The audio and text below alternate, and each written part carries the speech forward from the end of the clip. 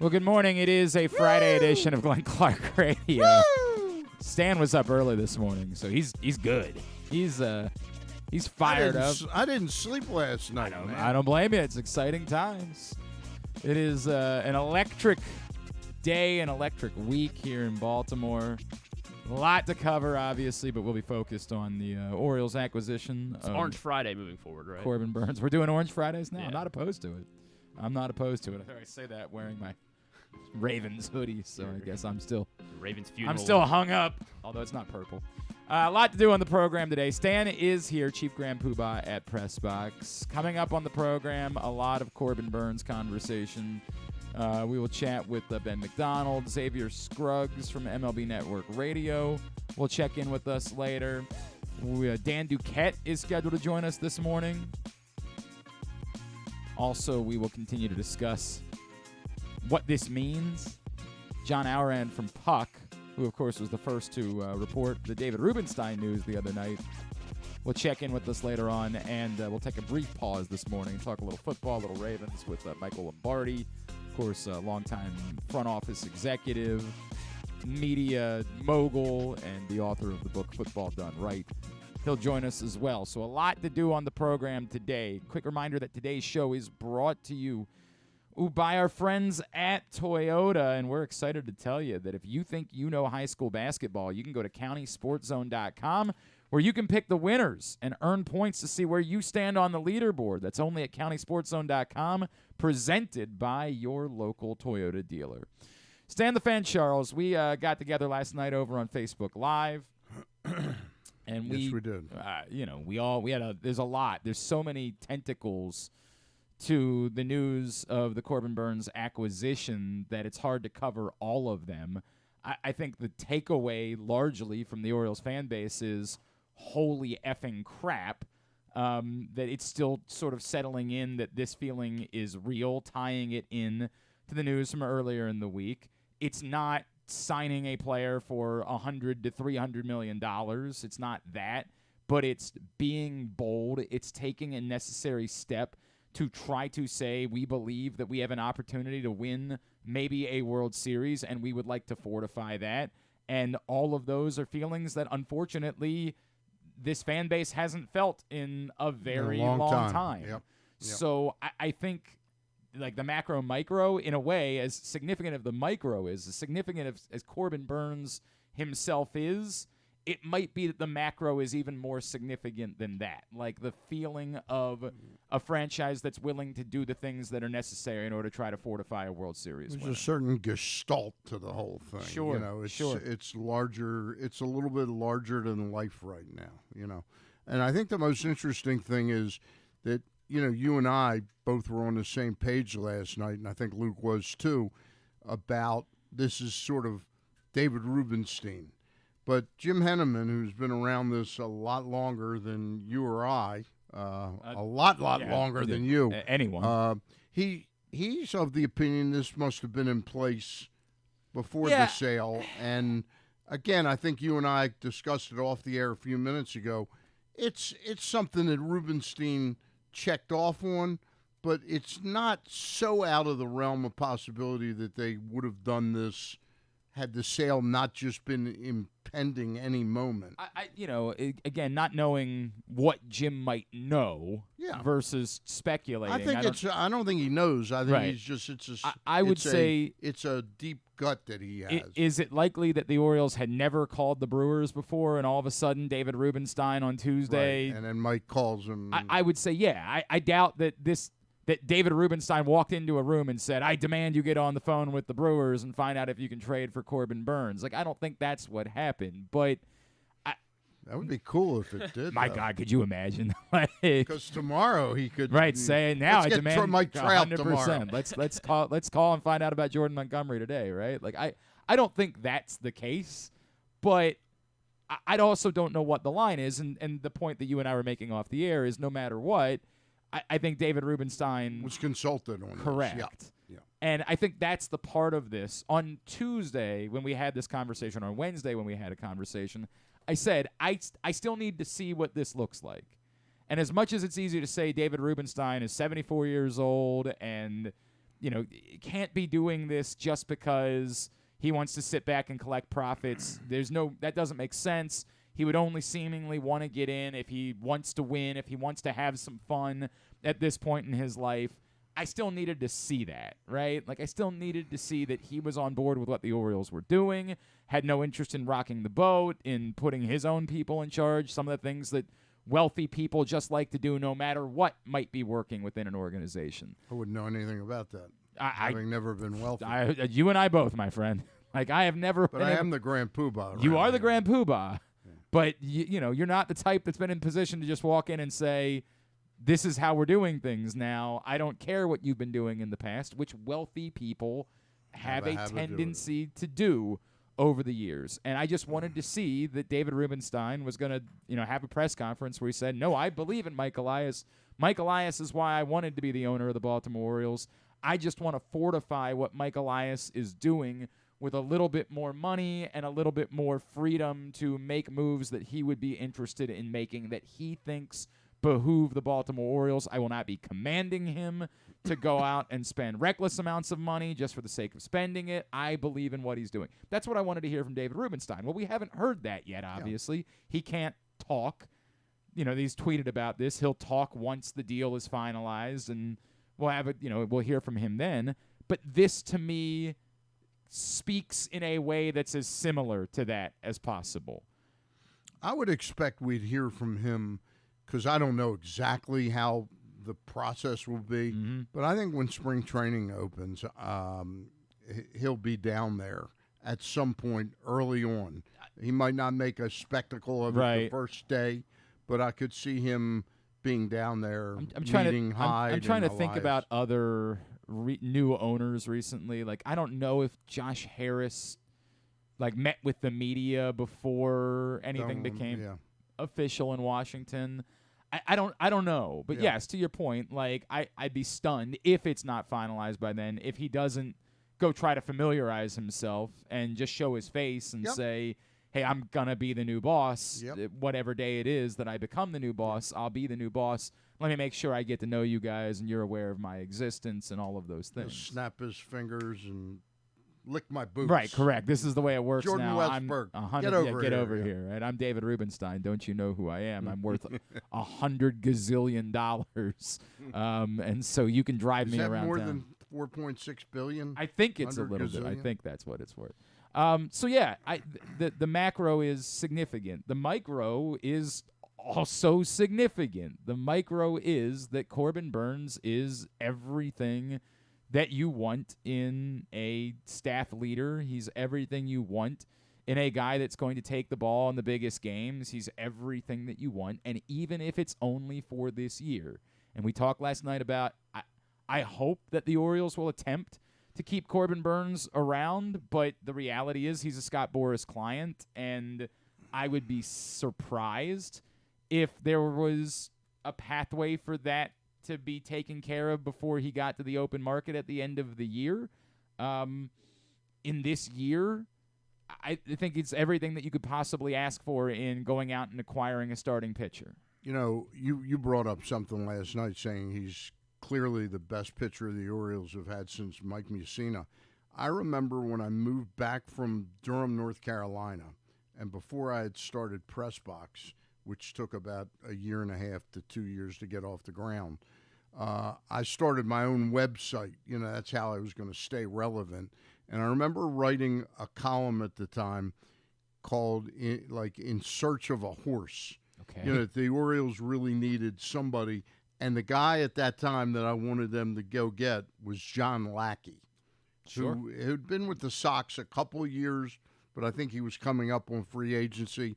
They never went out and remotely were in the running for somebody like that, and they have never been since. This is that type of guy, then some. I guess when they were trying to get Aaron Seeley was still pretty close to the. I don't think he but was not what this. this. No, he not wasn't this. what this guy is. Yeah, no. And again, we taper it or temper it with the fact this is not a new 6-year extension. Nope. That he's going to be here. It's a 1-year deal at this point in time. But I'm okay with that. I'm okay. I'm good. Let's go back to the Manny Machado years. And remember, the thing that I kept saying over and over is you've got to decide one way or the other. Either you've got to move on. Either you got to sign the guy, move on when you can maximize his value, or maximize your opportunity to win while you have him. Yeah, unfortunately with Manny, that second knee injury, you remember he hurt both of his knees like in back-to-back seasons or over a year and a half. That second knee injury scared the kajibis out of Peter Angelos, who was all about kind of the actuarial tables of injuries and saying this, because they were close, I understand, to some type of early extension on Manny that would have bought out like maybe 2 years of free agency or something like that. But the second knee injury did that in. But you're absolutely right. Wouldn't it be nice to go back now and wonder what Dan Duquette could have gotten for him ironically, and Zach Britton the year before? Correct. If you had traded them when they were maxing their value. But the other option was, or say, look, we're not signing these guys. It's the reality of the circumstances. But we're going to try to put a couple more pieces around to really go in and say, before we lose these guys, we want to make the best run that we possibly can at winning. All of these are options. I'm not trying to say that I hope this is the Orioles saying we're never going to sign Adley Rutschman. We're never going. I hope they can somehow do both of these things. But in the meantime, while you have these pieces, maximize it. Yeah, it's kind of malpractice not to maximize your window. Go after it. Make a run. Like, go try to do this. Go try to win a World Series. It was what I appreciated about David Rubenstein's statement, was that he used the term World Series. Like, let's talk. We want to win a World Series. We want to give ourselves the best chance. Now, I would say that you could probably still use a little bit more this year if you're really trying to maximize now with Corbin Burnes, only in a one-year window. But this at least is a hell of a start. And if some of these other pieces continue, if Jackson Holiday gets here and is good on day one as you think he's capable of being, there could still be internal fortification that could benefit this team towards taking that step towards winning a World Series. We talked last night that they could probably still use one more bullpen arm in order to fortify this, because you're asking an awful lot now, Craig Kimbrell. And even if we all make the assumption that we are, that the guy we keep forgetting about, and I'm not saying you've forgotten about him or I have, but is that if Dylan Tate is back to being even just 85% of what he was 2 years ago, that might be that arm. It might be, right? But I feel like you could use one more confident, we truly believe that there is a piece here that you can count on in a 7th, 8th inning, and then, on whatever days Craig Kimbrell isn't going to close, that you can step in and have him close in those situations. And again, I think most of us are working under the assumption now that Tyler Wells will move into I think he's going to be that guy. I think he's got the chance to be the second banana out there in the pecking order. I don't think it's automatically like, Yennier Cano was terrific last year.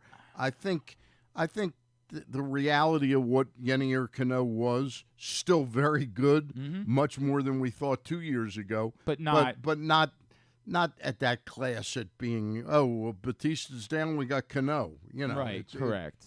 I would say that I think the part that's still interesting to me, and it was presented to me by someone whose opinion I trust last night, was as much as it's easy for us to say this solidifies Tyler Wells as having the back end of the bullpen role, the question is, do the Orioles feel inclined to say, well, we'll let you go compete. We'll let you have a shot to prove that you're a better option as the 5th starter than Dean Kramer is going into this season. And I don't know enough about that relationship, and I couldn't speak to what the Orioles feel like they might owe to Tyler Wells based on how well he pitched a season ago. I can't speak to that. And it'll be interesting to see how that plays out. But I do think that most of us are of the belief that the better role is Dean Kramer in the 5th starter spot and Tyler Wells into the back end of the bullpen. Yep, I think that's what I think. But most like of us. And an injury could also affect that too.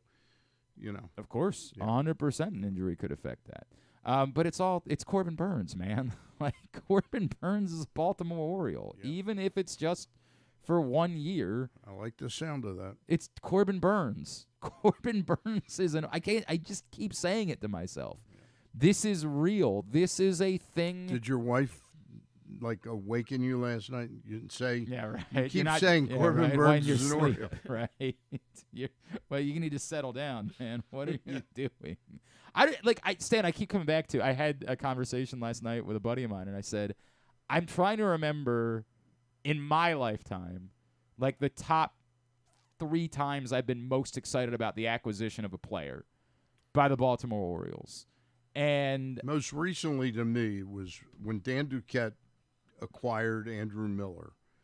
I was so over the moon that we really have a chance to win this thing. I liked it, obviously. Yeah. I really liked, but it was at the same year that I really badly wanted them to get John Lester, and they didn't get John Lester, and it was I remember I really did like the move. I thought it was a very good move, but I was almost but I really wish it had been this. And I just never understood, and again, not to poke the bear, never understood the concept, what Peter was thinking of, we'll get him, okay, we didn't win the World Series, well, let's move along from him. Right. Oh, know? Yeah, I mean, God, even if they had just done what ultimately the Indians did, which was sign him and then trade him a year later, Yeah, we'll think about that offseason for a very long time. Gerardo Parra didn't do it for you? No, believe it or not, that didn't get me going. In my lifetime, the one was Roberto Alomar. When the Orioles signed Roberto Alomar, it was star at the height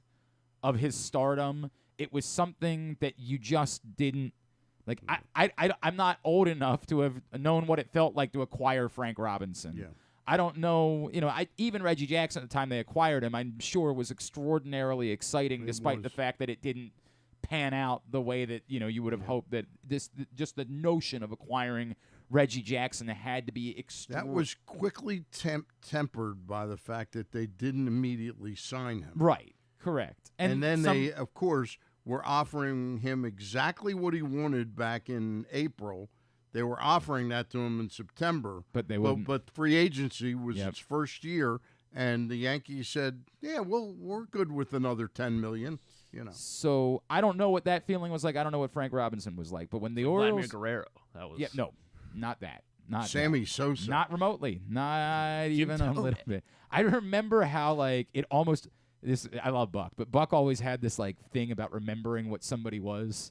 Truly believing he was getting Vladimir Guerrero when Vladimir Guerrero showed up in Baltimore. And the reality was a little different. Correct. I mean, he just wasn't Vladimir Guerrero at this point. Didn't he hit a ball that bounced on the ground with the Orioles? I thought he did that. I do believe that did happen. So I'll never forget the one that gets totally forgotten about. There are actually 2 of them. Was when Earl Weaver told Hank Peters, "Get me that guy and I'll win, a championship." It was Earl Williams, African-American catcher for the Atlanta Braves, and the Orioles traded, I think they traded Davey Johnson, Pat Dobson, and Rourke Harrison for him, and he was not quite that good. And then 25, 30 years later, when Larry Lucchino and his group got Glenn Davis, not Chris Davis, Glenn Davis. Yep. And by the time, before they got to spring training, I heard the true story, what had happened. You remember he had a spinal accessory nerve issue? Yes. I heard that he was out back of his house before spring training on a trampoline that he put in for him and his kids.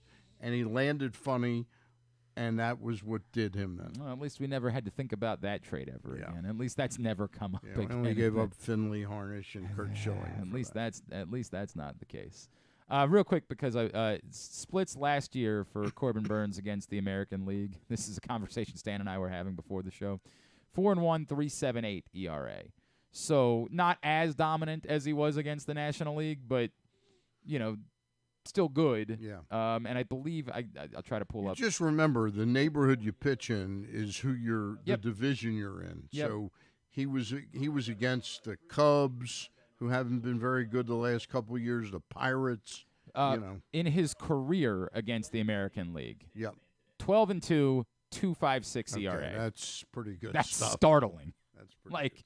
it's almost a season's worth of. It's 23 starts. 23 starts in his career. According to StatMuse, 151 innings, 2.56 and ERA. some of that could be because of the lack of familiarity with the hitters had with him. Sure, 100%. Yeah. All right, Stan the Fan Charles is in with us on a Friday edition of the program. Don't forget, Goose Flights is now available. Goose Flights Lager all over town in cans at Alonzo's, as well as now also at the Green Turtle Sportsbook in Canton. You can also get cans and six-packs at Guilford Hall Brewery and Station North or the Costas Inn in Dundalk. Cans are available at any of your neighborhood not Royal Farms, Glory Days Grills. I don't think they can sell them there. I don't think that's an option. At any of your neighborhood Glory Days Grills in the state of Maryland. And the wine source in Hampden has both cases, right? Cases and six-packs. Oh, they do have sixes there. Okay. So every can sold, 198 of that can goes to the Goose Flights Foundation, which Tony Saragusa's family launched in order to continue his legacy and provide non-emergency medical transport to those in need. It's a mouthful, so if you want to go see where it's all located, PressBoxOnline.com/gooseflights is how you can find out more. It's an awesome can, it's an awesome beer, and it's going to an awesome cause, so go get your Goose Flights today. It's nice that he wore number 98, not like 51. Yeah, it wouldn't be as much, right? It wouldn't be as significant what we were donating. I think there's a conspiracy there. I just kind of like the Taylor Swift thing, You think that's what's... We'll get into that later. Joining us now to get his thoughts on what's been a monumental day, a monumental week for the Baltimore Orioles. Always a pleasure to catch up with one of the best in the business. He is the great Ben McDonald, and he is back with us here on GCR. Ben, it's Glenn and Stan the Fan Charles. It's always great to catch up with you, brother. Thank you for taking a couple of minutes for us this morning. Yeah, man, my pleasure. Always good to chat with you guys, and especially chat about some wonderful news. Shoot. And so, look, man, I was already getting excited about spring training, ready to roll, and this just kind of puts the icing on the cake. So I know all of Baltimore, the fan base, has got to be excited about it. And, and look, you hate to lose Joey Ortiz, and you hate to lose DL Hall. I love DL Hall. I think he's a big leaguer. I think he's going to have a wonderful career. But as you guys know, and as we all know, sometimes to get what you want, you got to give up a few things. And, of course, Mike Elias has built this wonderful minor league system, number one in baseball. There's a lot of extra players down there, and it's what we thought was and hoped was going to happen. It didn't seem like it was going to happen. I'll be honest. I mean, a lot of talk going on when the season ended, and then all of a sudden it's been pretty quiet, but it's been a quiet overall offseason as far as the free agents go. But, man, I think the Orioles finally got their guy, so I'm excited about it. Ben, I'm just curious what you think the internal feeling is on the rest of the roster right now. I mean, were there guys texting each other like, holy shit, we just got Corbin Burnes, what does it mean in that locker room? Well, I think, yeah, no doubt. There's players texting each other, no doubt. Because I remember in my playing days, when we would pick up a player or lose a player or something would happen, there's always some texting and communication in the off season, obviously. During the season, you see each other every day, so it's not that big of a deal. But I think so. From an offensive standpoint, if you're an offensive player and you pick up a real ace, and that's what Corbin Burnes is, he's a real number one kind of dude. I think it gives you confidence to know that, hey, if we just put a few runs on the scoreboard when this guy pitches, every fifth day, we got a real shot of winning, And so I think now the downside is that there are some guys out there that wanted to be in the starting rotation, Tyler Wells wants to be a starter. There's no doubt about that. I think he'll accept whatever role he goes in this year, but Tyler Wells wants to be a starter. So for guys like him, maybe for him, he's excited about the club and he's excited about the prospects of winning the East again and getting in the playoffs again, be able to make a deep run. I think, he wanted to be a starter. And so for him, I'm not going to say it's disappointment, but I think his role is more challenging now as far as what his role we're going to be. Is he going to be a swing man? Is he going to be a sixth starter? We don't know what he's going to be yet. But I think it's more or less it's going to be excitement throughout, the roster. There's no doubt about that. I want to come back to Tyler Wells in a second, Ben, because I do think that's fascinating. But, this is Corbin Burnes that we're talking about. Stan and I were talking last night. I think this is the best pitcher the Orioles have had since Mike Messina. No offense to you, Ben. I genuinely believe that this is the guy. All of the numbers indicate that this is the guy. It's not even that he's been good against the American League during the course of his career. I don't think we can be effusive enough in how much Corbin Burnes checks the box of a legitimate ace, top of the staff pitcher. No doubt. I mean, look, he checks all the boxes. I mean, first, what you had to replace this year, when you lose Kyle Gibson, you lost a lot of innings, right? I mean, Kyle Gibson, while there was some ups and downs in there, but overall it was a really good year for him. He had some quality starts, and he chewed up a lot of innings. Well, Corbin Burnes, as we know, is an innings eater, right? I mean, he's averaged right at about 200 innings pitched the last 2 years. He's been very durable for the most part in his career. Doesn't miss many starts at all. Takes the ball every fifth day. So that checks that box. But more importantly, you got a real, as you mentioned, a real number one guy. This is not a front of the rotation kind of guy. People talk about a 2 or 3. This is a number one. And Cy Young Award winner, 3-time All-Star, ERA title, and he's pitched against the other people's best every fifth day. He's been opening day starter. He's done all those things, you know. And so, yeah, look, I mean, when you look at the top 3 in this rotation now, I mean, when you talk about Burnes and you roll in Bradish, Grayson Rodriguez, of course, you know, John Means, Dean Kramer, Tyler Wells, Irving if you need him, it sets up really well. Because as we know in today's game, it's very rare that you take 5 guys and they start the year in the rotation, they end the year in the rotation. It's just not where we are now with the injuries and stuff. So you got to have a little bit of depth. This gives you a little more depth. The question mark now is, okay, what do you do in the bullpen? And I felt like D.L. Hall was going to be a big part of this Oriole bullpen. I never had D.L. Hall penciled in as a starter, guys, to be honest with you. He may fool me and go over to the Brewers and end up being a starter, but I just never felt like he threw enough strikes for me consistently to be a starter. So I thought he was going to be a big part of this Oriole bullpen. So are the moves finished? Are the Orioles potentially going to go get a free agent reliever to take DL's spot, or is the trade possible to get another, you know, towards the back end guy in that bullpen? Ben, one player we just talked about him about 10 minutes ago, but that has kind of gotten forgotten in the shuffle here is Dylan Tate. Brandon Hyde said at the fan event last week that he saw him down in Sarasota. He's feeling great. What does he mean to get him back in there?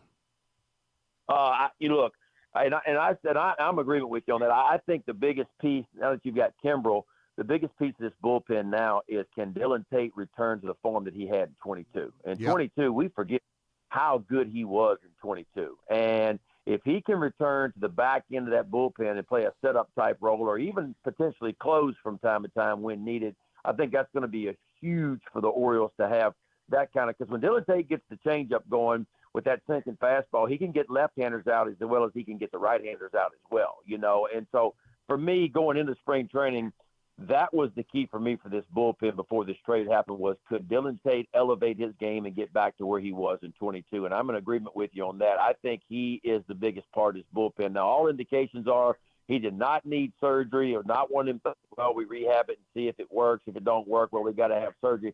There was no structural damage. He had that flexor tendon issue, which I had many, many years ago, and sometimes it can take a while to get over that. And we know he cranked it up a couple of times last year and just couldn't get it right again. So all indications are he is healthy, he's ready to go, and going to be a big part of the bullpen for the Orioles this year. Hey, Ben, just one more question about D.L. Hall. I, too, liked him a lot, but I always saw him as kind of a modern-day Arthur Rhodes, which is a really pretty damn good and important pitcher. Do you think Milwaukee is going to go down that road of saying, well, we got to see if he can start for us, and waste a year and a half or something on doing that? I mean, the article I read was Milwaukee's intentions were to give DL Hall an opportunity to start. Yeah, that's what I heard. And look, if you talk to him, that's what he wants to do too. Mm-hmm. You know, I mean, look, all these guys grew up starters in high school, and if you went to college, you were a starter. And in the minor leagues, we know all these guys were starters too. These guys want to be starters. I mean, look, the starting life, in my opinion, is better than a reliever. And, of course, you know, the inside of that is starters typically make more money than what relievers make. And so they all want to be starters. That's what they want to be. And D.L. Hall wants to be a starter. And I'm not saying he can't do it. I'm just saying he's got to find a way to be a little more consistent. But if you told me, hey, 10 years from now, DL Hall was still pitching in the big leagues as a reliever, I would buy that. Like, I really think, as you mentioned, he could be an Arthur Rhodes type guy that you can come in and get some lefties out. He can get some righties out. The stuff is real. There's no doubt about that. And we've seen younger guys kind of find their way. I'll take you back to Randy Johnson. I'll take you back to Nolan Ryan. I'll take you back to some guys that were hard throwers that really struggled the first 4 or 5 years of their career trying to find the strike zone, and all of a sudden, Jamie Moyer wasn't a hard thrower, but my gosh, look at the first 5 years versus the last, whatever it was, 20 it felt like. I mean, he figured it out, right? DL Hall could be one of those guys that does figure it out and ends up being a starter. But right now, I think he's a difference maker at the back end of a bullpen right now. Let me come back to Ben McDonald with us here on GCR. Let me come back to Tyler Wells for a second because, Ben, I think a lot of people last night saw that and said, well, this solidifies Tyler Wells in the bullpen role. I get it. If I'm Tyler Wells, it's not what I'm necessarily looking forward to. And, he pitched so well as a starter for a good bulk of the season last year that I think there are some people, we talked to John Smoltz a lot, who's enamored and effusive about what he believes Tyler Wells can be as a starting pitcher. But looking at what the Orioles have, if we assume Dean Kramer's the 5th starter, it is the best thing right now for the Orioles to have Tyler Wells move towards maybe even the back end of the bullpen. I think so. I mean, I have those 5 you mentioned as a starter right now, and Tyler Wells is the 6th man or the swing man, whichever way you want to say it. He has shown the ability the last 3 years to pitch well out of the bullpen and pitch well as a starter. And, everybody forgets this, but let's not forget, Tyler Wells in 22 and in 23, the first half of both of those seasons, he was the best starter the Orioles had in 22 and 23 up to the All-Star break. There's no denying that. He was that good. His whip was one of the best in baseball. What I love about Tyler Wells is he is a strike thrower, right? And that's why I love him at the back end of a bullpen, because your back end bullpen guys can't give up free bases except when you want to pitch around a guy and walk him. Tyler Wells does not walk guys, a lot like Corbin Burnes. The whip is very, very good. And so that's what I love about Tyler Wells when he's a starter and when he's a reliever. My guess is they will build him up in spring training. My guess is if somebody goes down, he'll be the first man inserted into that rotation. But the way I'm looking at it right now, unless somebody really pitches bad or gets hurt in spring training, I think Tyler Wells is going to be in that bullpen, and I think he'll do a wonderful job in a setup role, potential, can close at times as well, can get lefties and righties out, so he can be a big, big, valuable piece. The caveat to that is we know Tyler Wells, the body just didn't hold up the last 2 years, and that's the concern for me for him was, okay, can you go out and give us 30 starts? Can you go out and give us 160 innings pitched or not? Tyler's never been able to get there before, so we don't know, but I know he worked extremely hard this offseason, harder than he ever has. I've texted him a few times and checked on him a few times. He wants to be that starter. He's going to be ready to be a starter when he gets to spring training. He says his body's in the best shape of his life right now. So we'll see what transpires. Ben, if I could, too, there is a nature of this that there's a little bit of pressure that comes. You're acquiring Corbin Burnes, but he's got 1 year remaining on his deal, and he's a Scott Boras client, so it's going to be tough in order to try to do an extension before he hits the open market. The response is, but we believe the Orioles are built to have a chance to maybe win a World Series right now. Do you believe that this team plus Corbin Burnes genuinely is a team that can win the World Series? Look, I think so. I mean, after what the Rangers did last year, I don't think anybody gave the Rangers a chance, right, going into it, and all of a sudden they were terrible on the road, below 500, and yet they go into Toronto, they come into Baltimore, and they do their thing, and they end up winning the World Series. I think this team – now, health's going to play a big role in this, and let's not forget, I mean, the Orioles the last 2 years, I know we've lost some guys. Obviously, we lost Bautista, we lost John Means a couple years ago. But overall, the Orioles have been one of the healthiest teams in baseball the last 2 or 3 years, and that's going to have to play a big role again this year. Is the Orioles, while they have some depth, it's not a ton of depth, especially in the pitching department, so staying healthy is going to be a big part of this. But, I go back and look at last year. Cedric Mullins, because of his injuries, didn't have the typical Cedric Mullins year. I expect if he stays healthy, his year is much better. I think you could say the same for Mountcastle. While he went on some serious spurts and was an incredible hitter.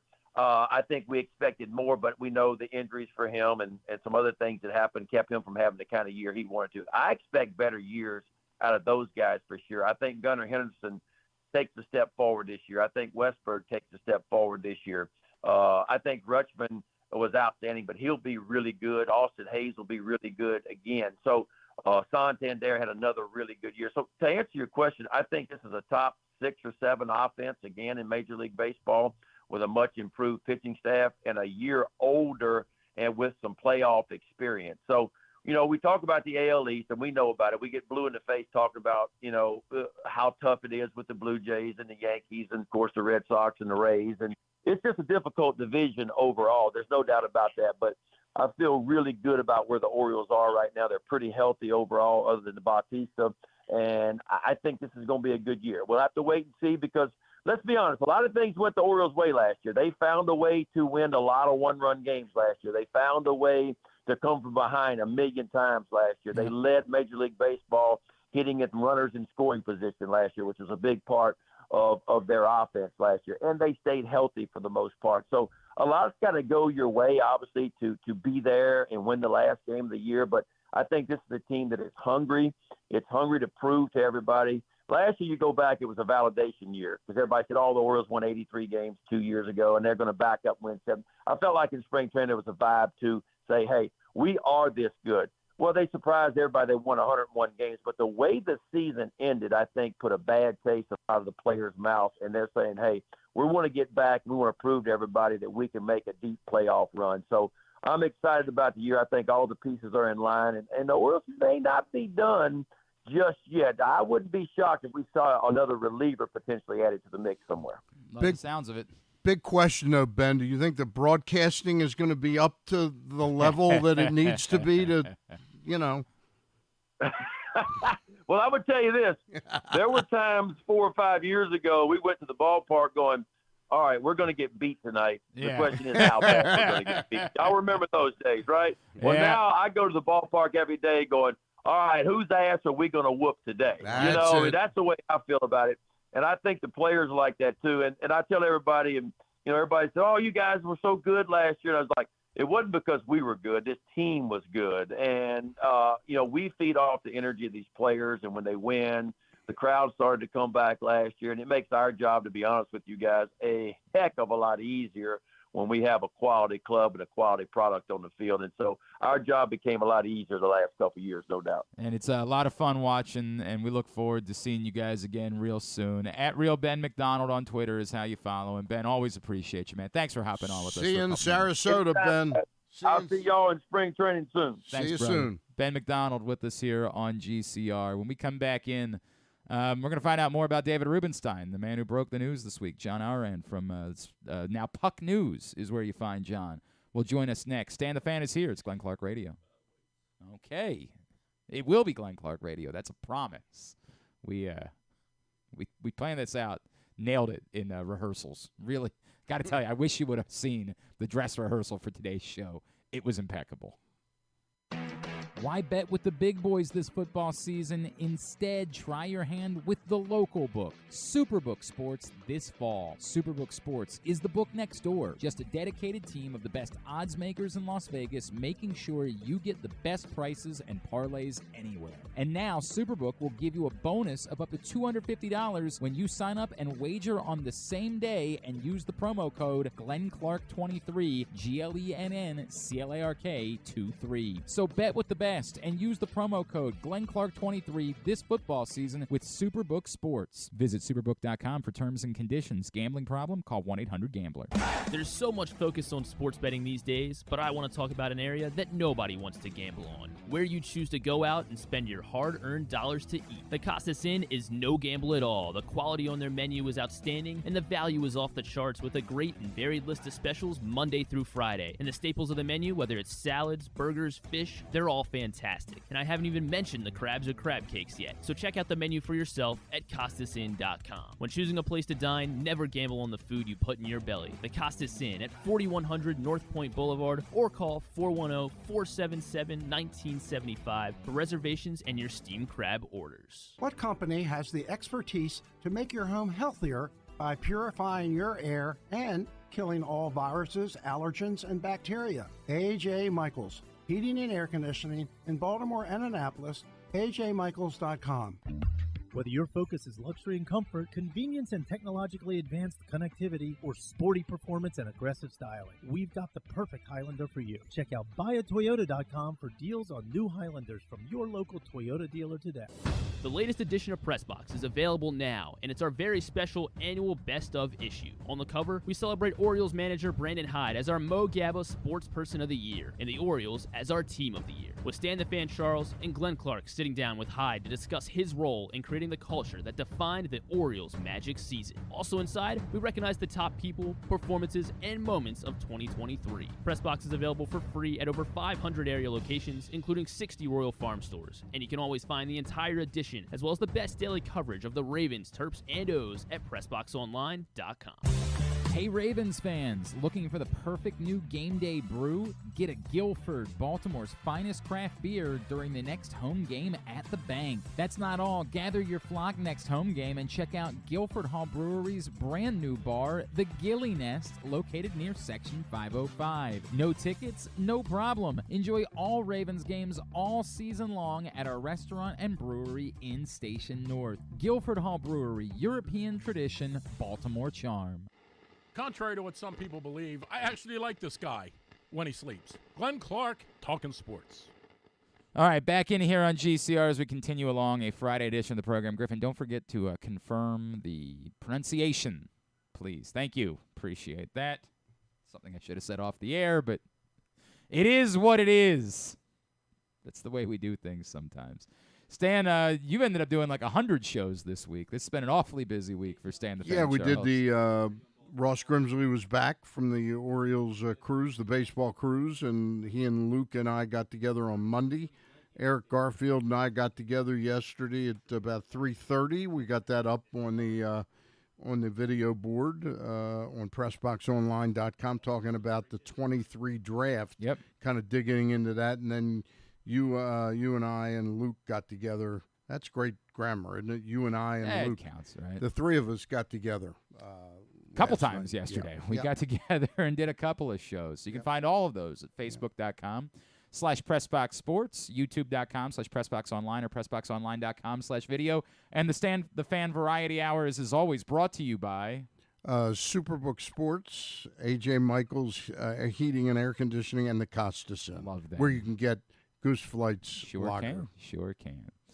All right, it has been quite the monumental week for the Baltimore Orioles, and it all started Tuesday night with a report from our next guest from his new home. Joining us, he's now with Puck News, the man who broke the story of the Orioles being sold to David Rubenstein. He is John Ourand, and he's with us now here on GCR. John, it's Glenn and Stan Charles here in Baltimore. It's great to chat with you. I know it's been a very busy week for you. Thank you for taking the time for us. Happy to be here, man. John, I know you've told your personal side of the story.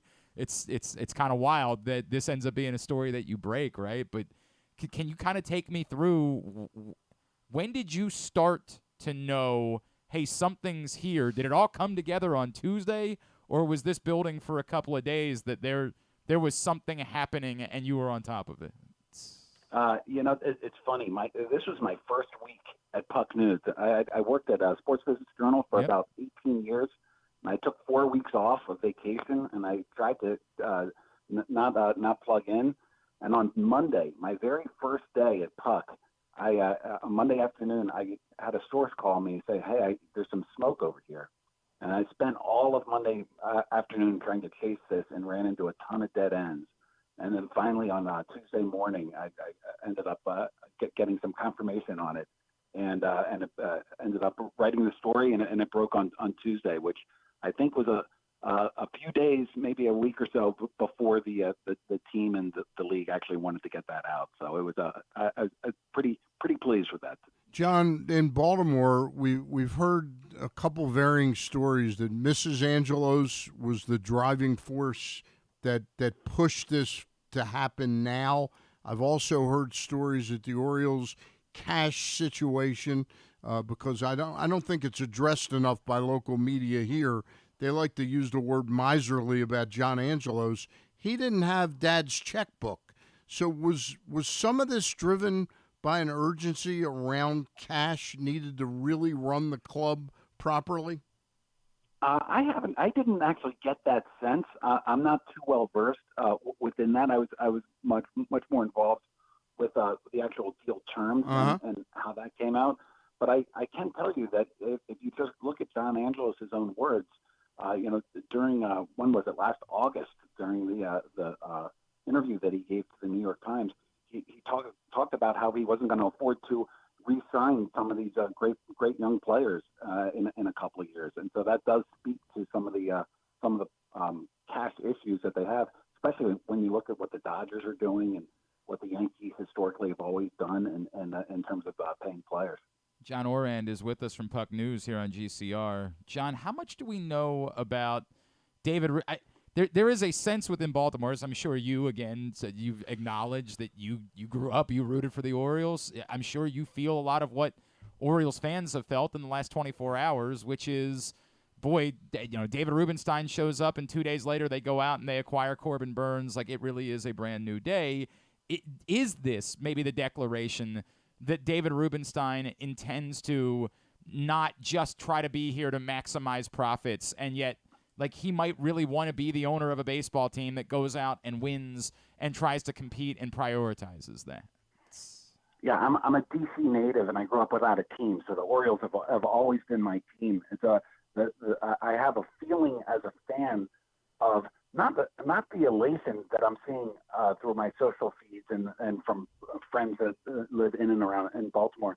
It's more of a hope, and it's at the end of the day, it's like this is a venture capital, an executive that made his money from venture capital, and so I'm hopeful that he invests that in the team. Speaking as a fan now, I'm hopeful that he invested in the team. I hope that he invested in players and upgrades around Camden Yards.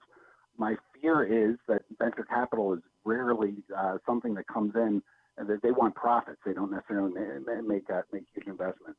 I think that this is a lifelong Orioles fan.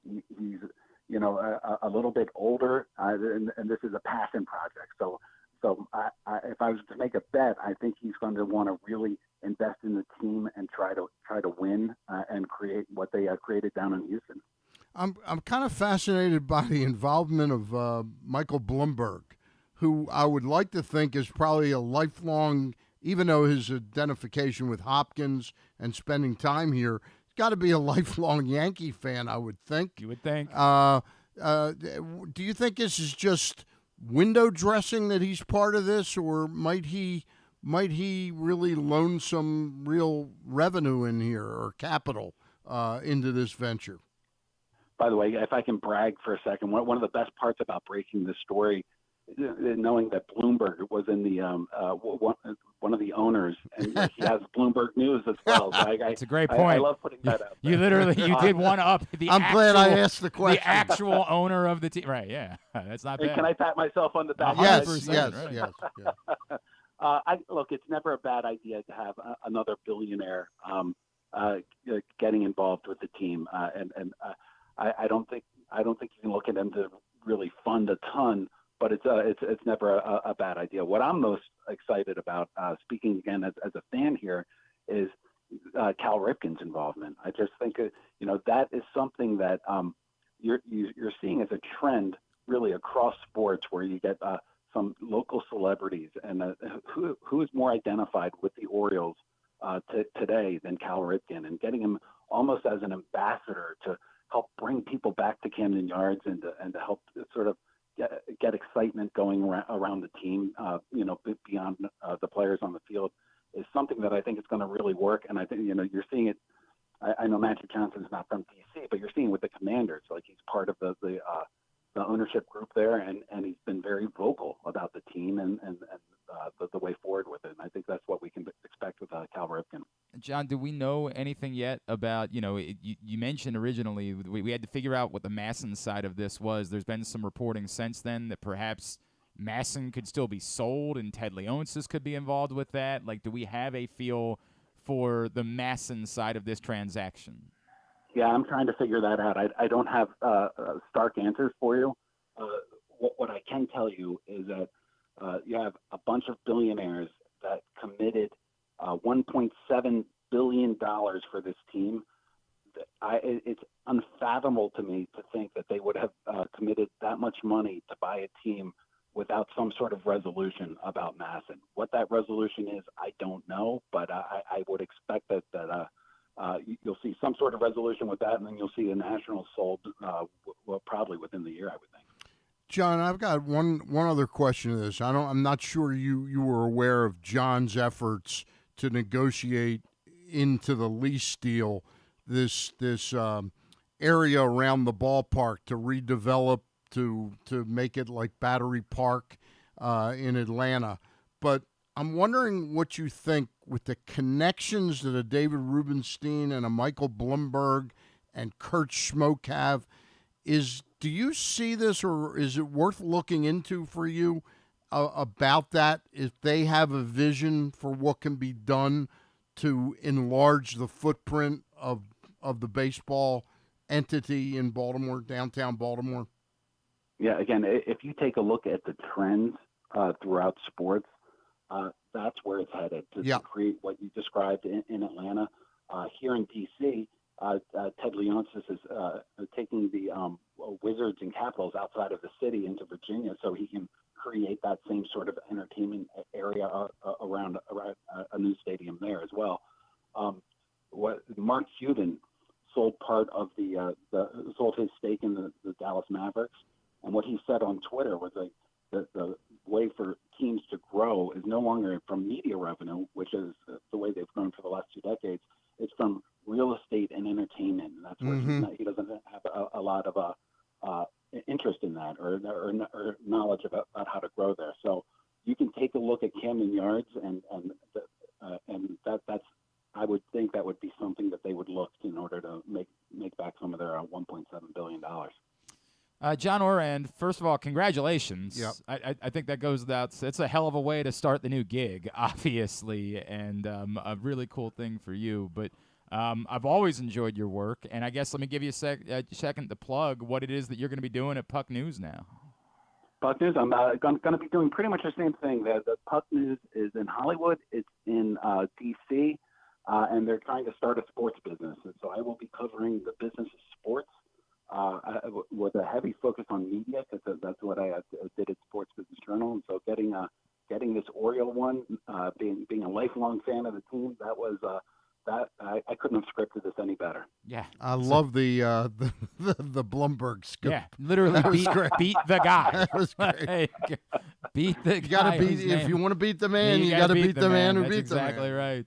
Ourand, I had to take the victory lap on that. I appreciate you letting me do that. Don't blame me even a little bit, John. Ourand, OURAND_Puck is how you follow him on Twitter. John Ourand, really appreciate you spending a couple of minutes with us. Thanks so much for doing this, man. You got it. Thanks for having me. John Ourand with us from Puck News, who broke the story earlier this week. That is kind of... That's great. That's great. And I don't blame him for wanting to pat himself on the back. I see this as a big part of the deal. This real estate. It's so funny. I just looked at this. Michael Bloomberg was from Boston. I did not know that. I didn't know that. I did not know. I did not know. But I didn't think he was from Baltimore. But right. We knew that he had gone to Hopkins. Right. Identified with Hopkins. Yes. You and I talked about this yesterday, Stan. That the interesting part about this is, unlike when, and again, I'm not trying to go after John Angelos, but he was asking for it to be given to him. Yep. There is perhaps an opportunity for within the vision of this group to say, if it requires us purchasing. Yeah, to invest, public-private partnership, or putting these guys put huge deals together for lunch. 100%. Every day. So exactly what that is, where that is, we still the geography of that is still kind of difficult to figure out exactly what that is. We got to go down there one day and just walk map around it and walk around. I'm telling you, the vein is that portion from the Hippodrome Theater to the ballpark. So you brought that up with me, and I think the difficult part about that is there are legitimately mom and pop businesses in there. And that's the part that the city will would be very negative towards. Right. It's really the tricky part about it, because to your point, I think you're right that side of the ballpark is probably where it would have to be. But sliders and pickles and, I actually know what's moving into the old Frank and Nick's. I don't know if that's been announced yet or not, so I'm not going to say what it is. But those buildings from the Hippodrome down Utah Street, there's a ton of them that are vacant. That's true. That could be turned into lofts where people are living, bars and restaurants. I mean, I wonder if the city would be willing to consider selling the hotel to the Orioles. I wonder if that's something that... I would certainly think that that's possible. Right? Yeah. Like you create a good relationship, and then you could revamp the hotel in some way, that it's not just an eyesore hotel, that it's a hotel part of, and, other things. I don't... I feel like I remember there being... It wasn't the big boom to the city that they thought that it was going to be. One day after the show, we should We'll just meet go wander down, there, and we there take and around. walk- We'll do a video. walk and- We'll look at what the options might be. I wonder if that's part of this, is that they come in and say, look, it's no longer about you giving us the land. We'd still like that. Yeah. Even billionaires like being gifted things. But if we see what it needs to or if they want the parking lot space, they say, let's go look on the other side of the football stadium and see if we can't recreate the parking space. Yeah. If this is where we think it needs to be, can we replicate the parking that is needed elsewhere? And that wouldn't be as popular, because it would mean the parking is further away from the baseball stadium. Right. But, you got to consider all of these options. Well, we talk about it a lot, and we don't really go and put our eyeballs on I'm it. with it. Yeah. We can go down there and do that. I'm not opposed to it whatsoever. Or we could do it before a show, like 6:30 in the morning. Yeah, I'm good. I think after the show is exactly when I think it's the perfect timing for that. Is there an upcoming event at the arena or something that we could go to? The afterwards? CIAA. There, you know what? And I do want to go to the CIAA this year, so maybe this will work out perfectly. That we do that, and then we go watch some basketball afterwards. We do that. Look at that. Winding down for hour number 1 of the program. Mike Lombardi is going to join us in a minute. Stan, I know when you bet, you always use Superbook. I know that's... No question about it. It's the same... My season's coming. Baseball season. Oh, this is when you make your nut, right. I understand that. I, of course, am always a Superbook man myself. You go to Superbook.com, you download the Superbook app, you use the code GlennClark23 when you sign up. You'll receive up to $250 in a same-day first bet match, win or lose. Stan, do you want to take a look at the updated odds for the Orioles after the acquisition of Corbin Burnes? Do you have them in front of you? I have them in front of me. On SuperbookSports.com. Yes, I have Superbook's updated odds. I'm going to go category by category real quick, and I'll let Griffin get guesses in as well.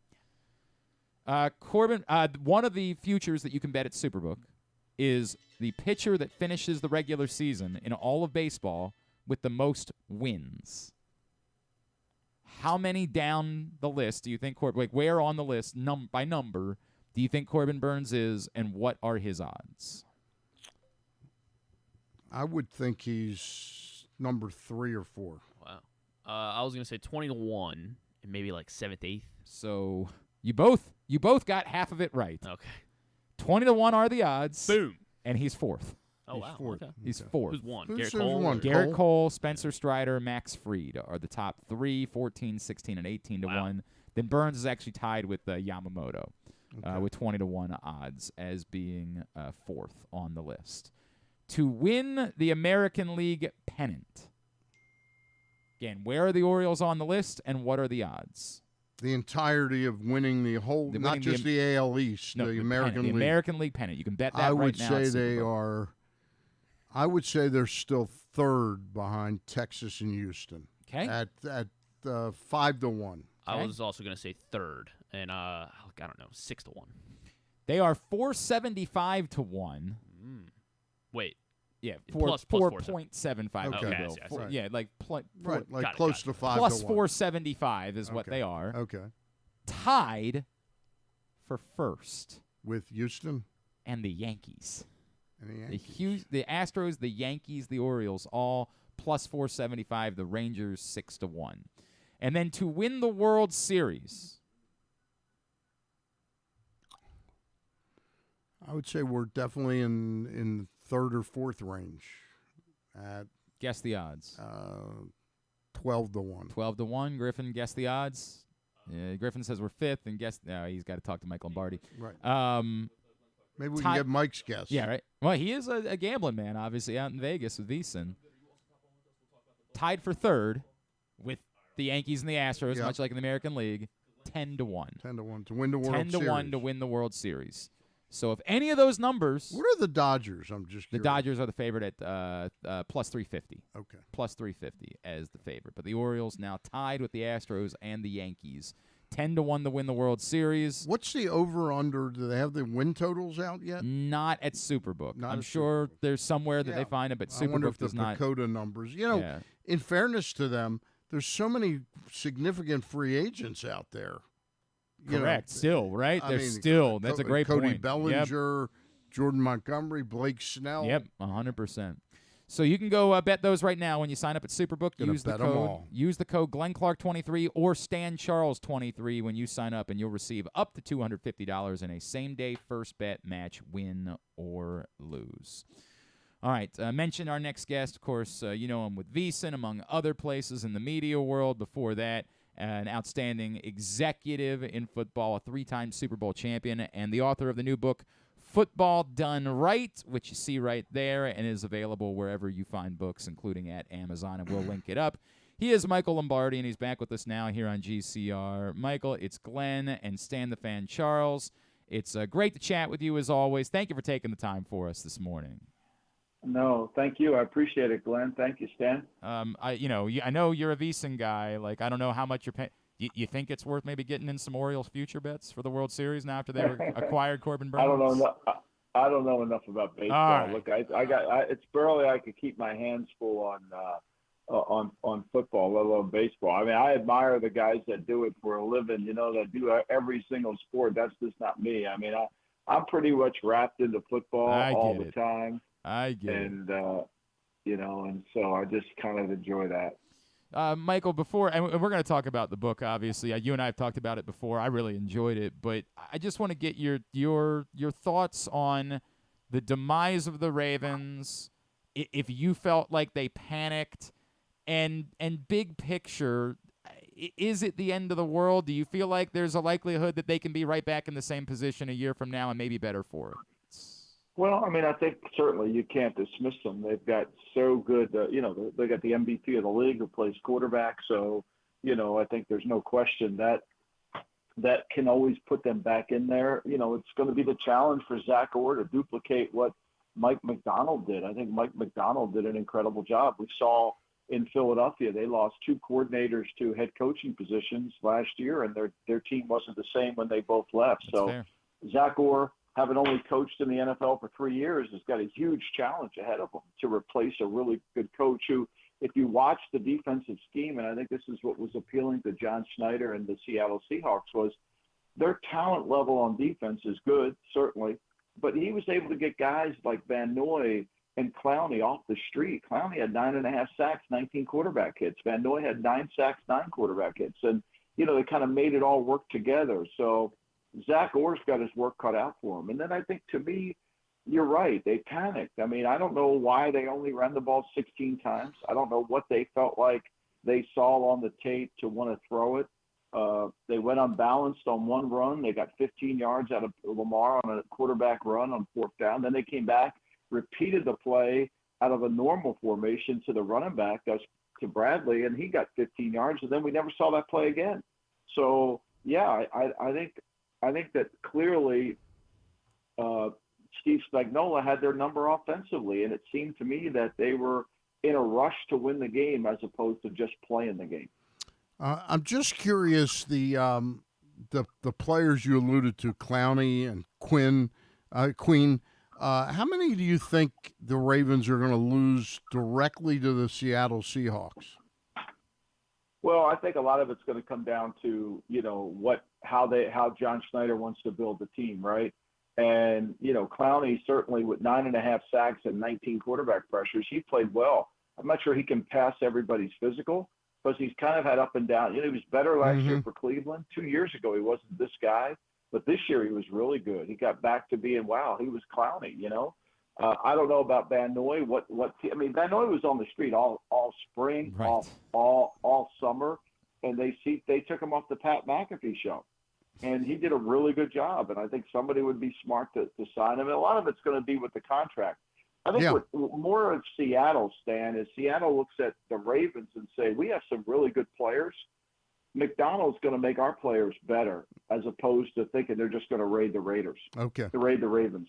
Michael Lombardi is with us. Again, the book is Football Done Right. We'll talk about it a little bit more in a second. Michael, just another thought about, is there one place where you still think – the funny thing about the Ravens is on paper they didn't really have a lot of holes. Again, I think it's why we're all so puzzled by the game plan.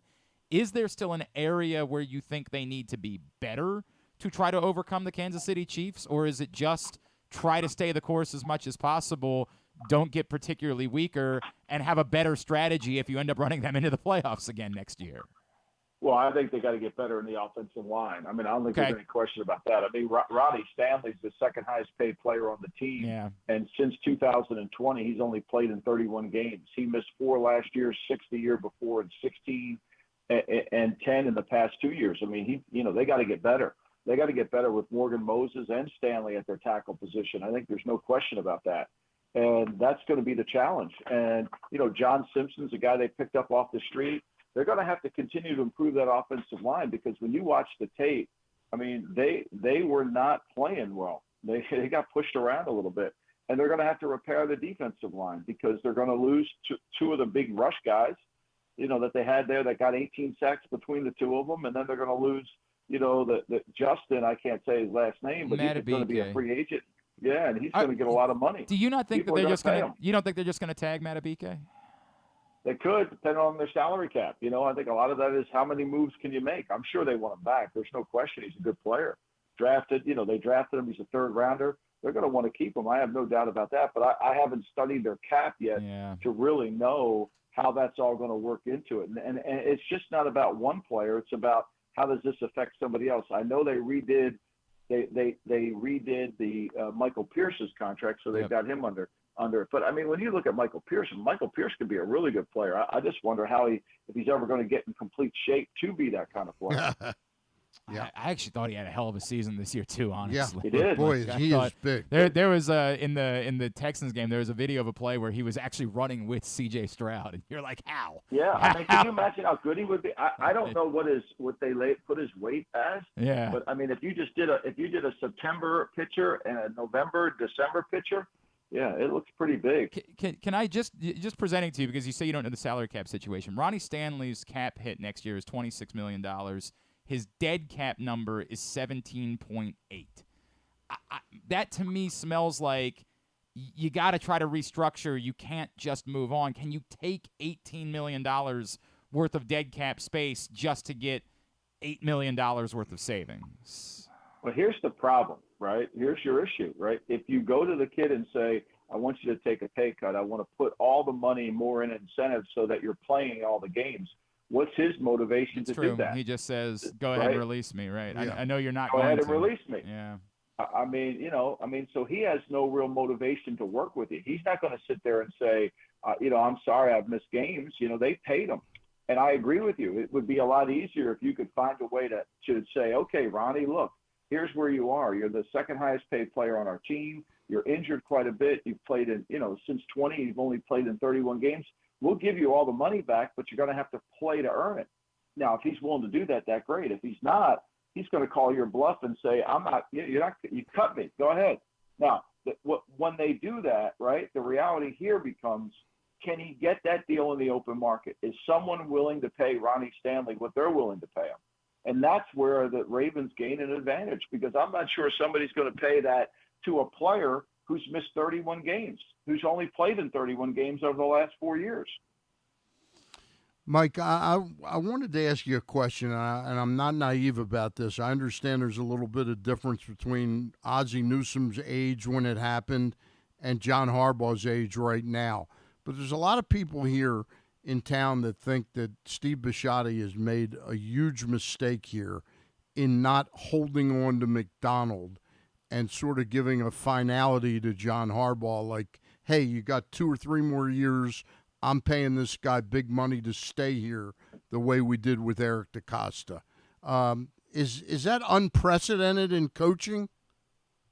I think, to me, it's so hard to tell a head coach when he gets an opportunity to be one to wait. I think it's a hard thing to do. And, and John doesn't seem like he wants to slow down at all. And I just don't understand this negativity towards age and experience. I think it makes you better.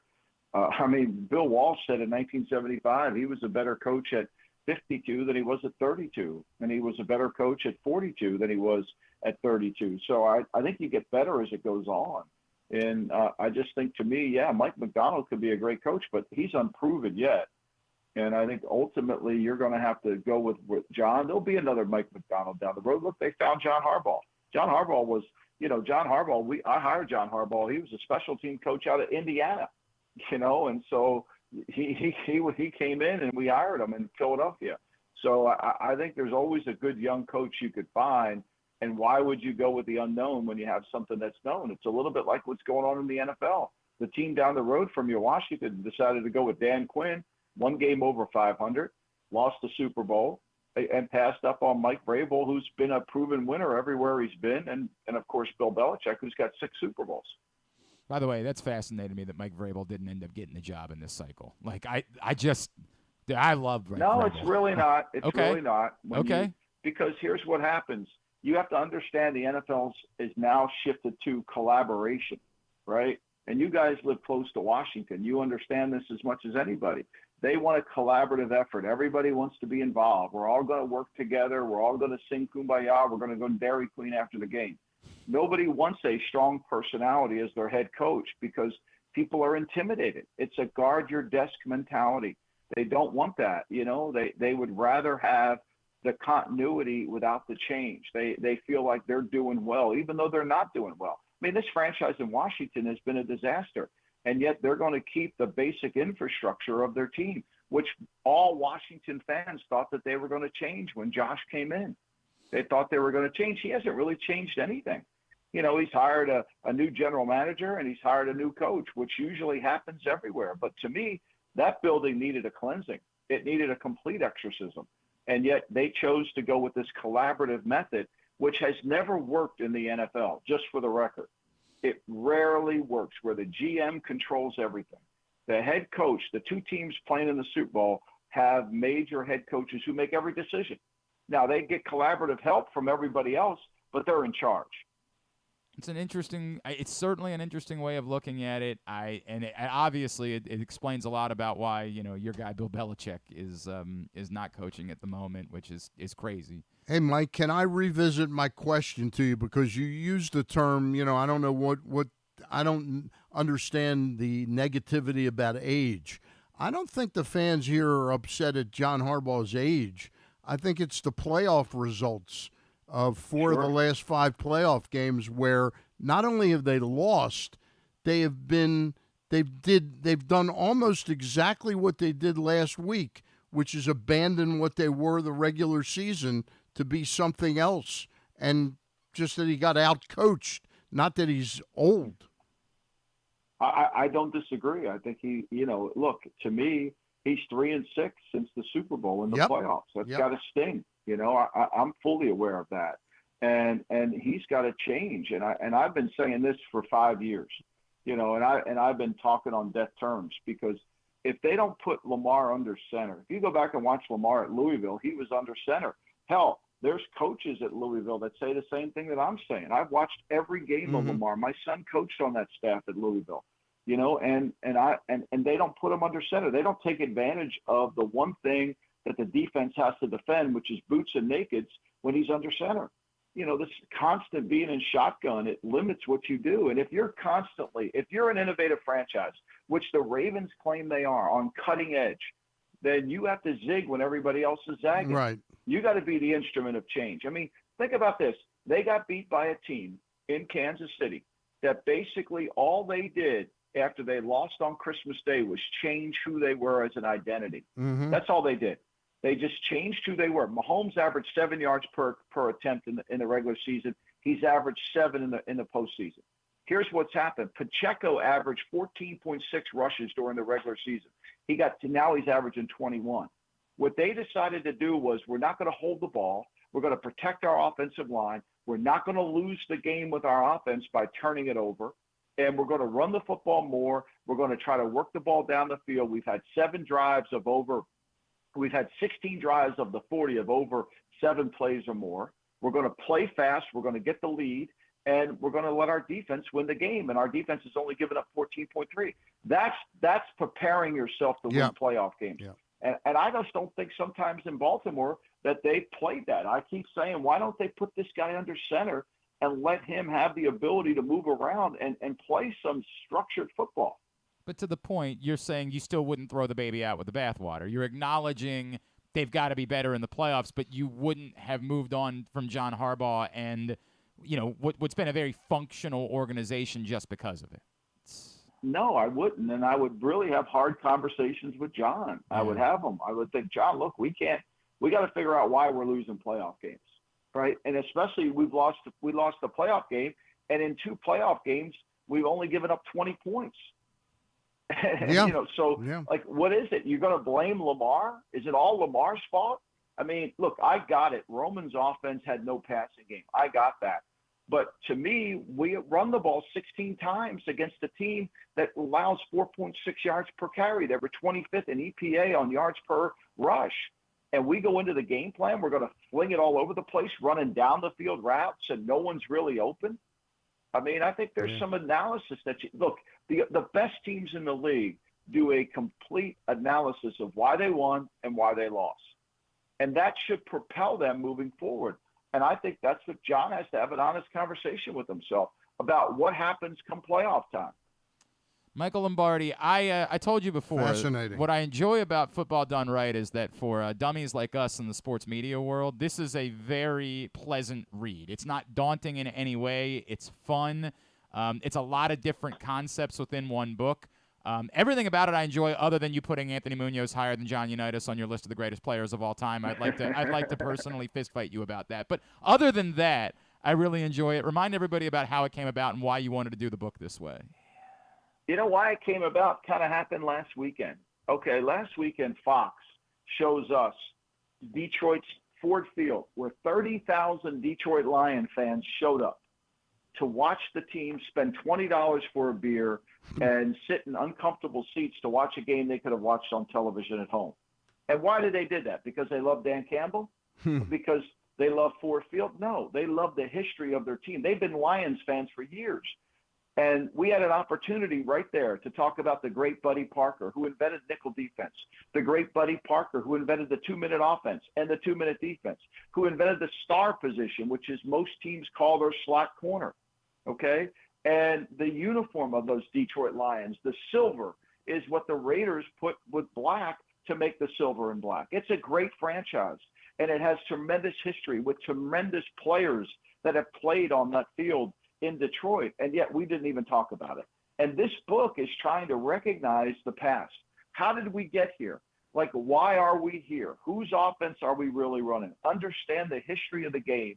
Understand the impact of television, the impact of all these confluences that have come together. And I try to tell it and then list the top 100 players, which has a bunch of Detroit Lions in it that never got mentioned other than Barry Sanders. It is really a pleasant read. I can't encourage you enough. Football Done Right is available, and we've linked it up on our Twitter account, @GlennClarkRadio, for you to check it out. Just a really good sort of history lesson for people about the game of football, and not in a daunting way. @MLombardi NFL on Twitter is how you follow him. Michael Lombardi, is there anything else we can plug for you, sir?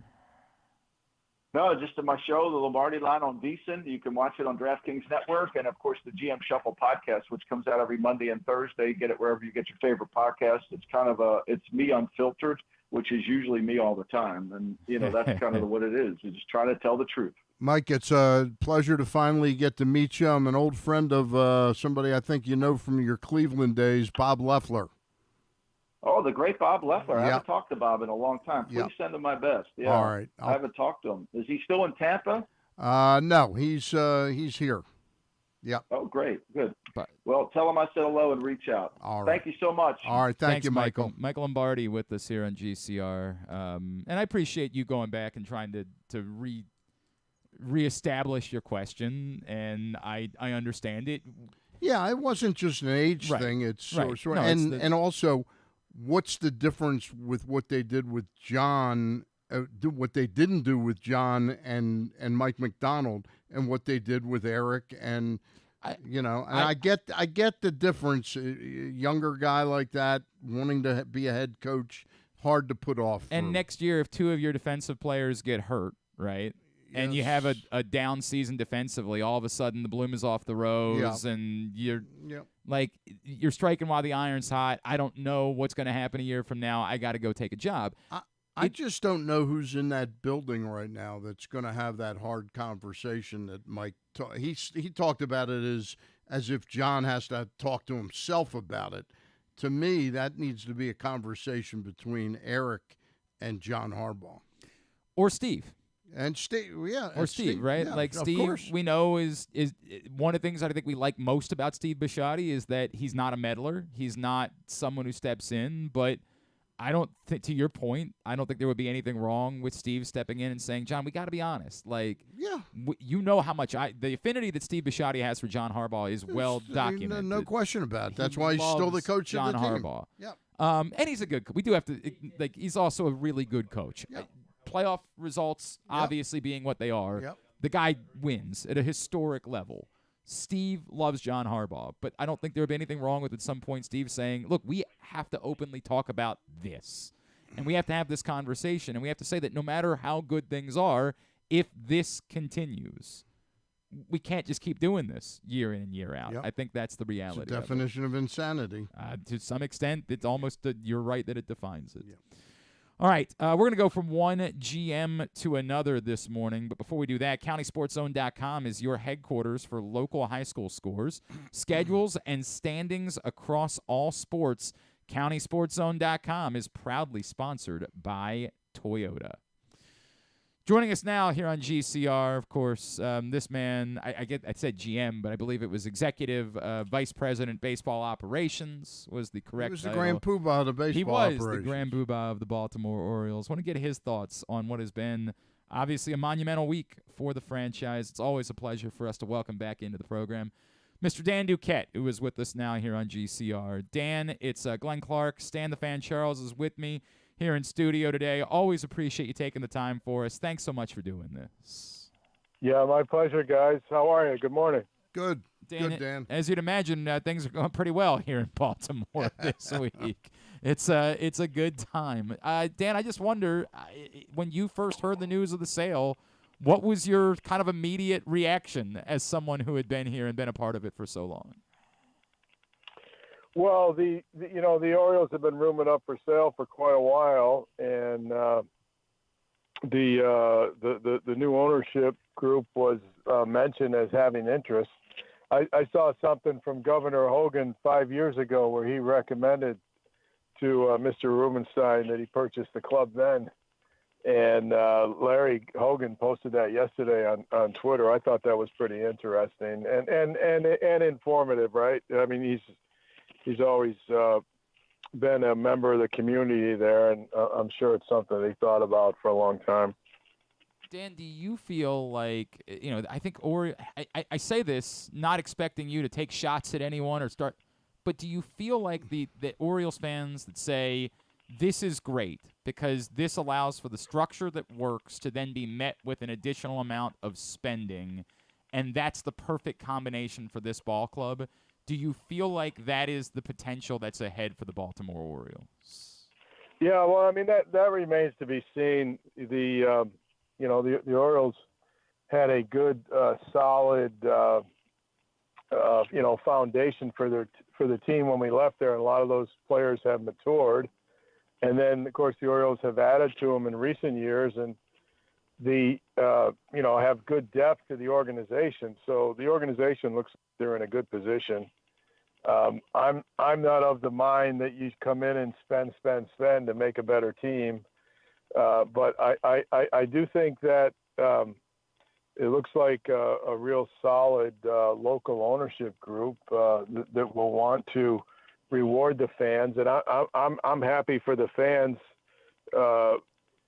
Given what looks like to be a really positive development for them. You've got this young team, and this team should be good for the next couple of years. And now looks like they may be in a position to, solidify that team. And that would be good news for the fans. Dan, this trade that was made last night, I've talked to tons of fans already that think this was all like David Rubenstein's taking over the team.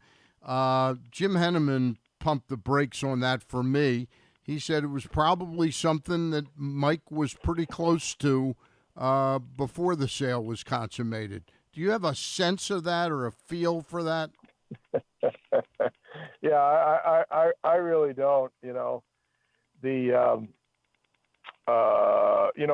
a team's for sale, there's a lot of items in play that aren't usually in play, right? Yeah.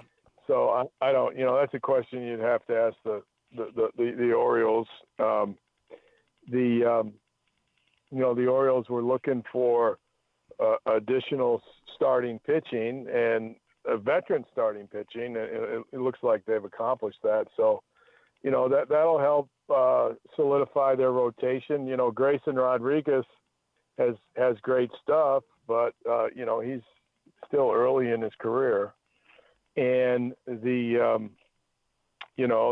teams that have the good, solid veteran starters, they're the ones that do well in the playoffs. So I'm sure this is going to be a good addition for the team. Dan, as the guy who drafted D.L. Hall, I'm wondering, you've watched his career, his career path. Do you see him, Milwaukee? Do you think Milwaukee sees him as what the Orioles were seeing him as a relief pitcher, or do you think they revisit the whole, hey, this guy's got a dynamic arm, we'd be fools for not trying to see if he can start? Yeah, I don't really know what their plans are for DL Hall. Obviously DL Hall, when we drafted him, had all the tools to be a good pitcher in the big leagues. How he continues to develop. He certainly has the pitches. He's got great stuff, and he's a very good athlete. The question has been consistently throwing strikes, and if he can consistently throw strikes, I mean, he can certainly be a starter. I don't know how they view him, but I really like his talent. I'm proud of the fact that he got to the big leagues, and he's going to get an opportunity to develop in the big leagues.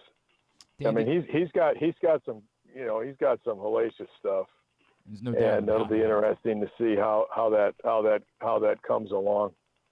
Dan Duquette is with us here on GCR. Dan, you said something a second ago that your opinion isn't that you just come in and spend money, and I feel like that's the thing that, like, we're all on board with. We all, the drafting, developing, those things matter the most, and creating talent that way, and then fortifying it.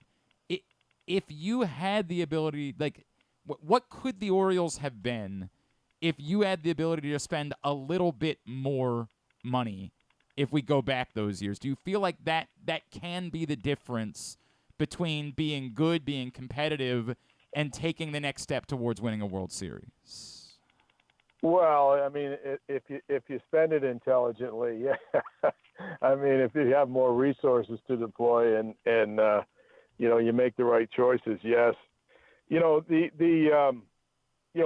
had the best record in the American League from 2012 to 2016, and we did that essentially with a mid-market payroll, right? It wasn't the highest payroll in the division, in the Eastern Division, because you have some major market behemoths there.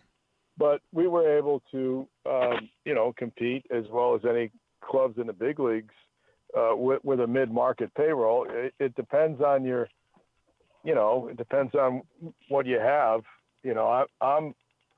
I'm happy that a lot of the guys that we signed got up to the big leagues and provide a lot of the veteran players that are on the current team. That shows that we left some, what do you call it, groceries in the cupboard, right? And then, the kid Batista had a great year last year, and we were able to sign him after he was released by the Marlins. So those are all value-based investments that got to the big leagues and added a lot of value to the club. You'd like to be able to get the club over the top when you have your core together. And the Orioles team, that has been built over the last several years, should have a few chances to do that. And, hopefully they'll be able to bring another pennant to Baltimore. I'm sure that's what all the fans would like. And, I'm happy for them to, be able to see that. Dan, I got a question away from the Orioles for a second. The Shohei Ohtani contract, which included an unprecedented $68 million per season in deferrals. Is that healthy for the competitive balance of baseball?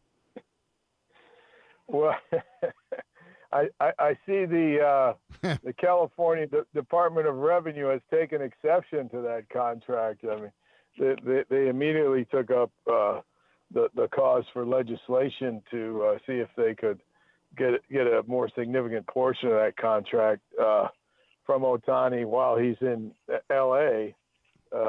Is that good for the competitive balance? The economic imbalance from team to team that can persist in MLB. But the competitiveness of the teams, the teams that have a lot of money, the Dodgers have done a good job being competitive year in and year out. Yeah. Do they have more resources than a lot of clubs? Can they do something like that? Yeah, absolutely. Does it make sense for them in their market to do it? Well, they thought so. Yeah. They thought that was a good signing. And then, Ohtani, he's a very uniquely talented guy.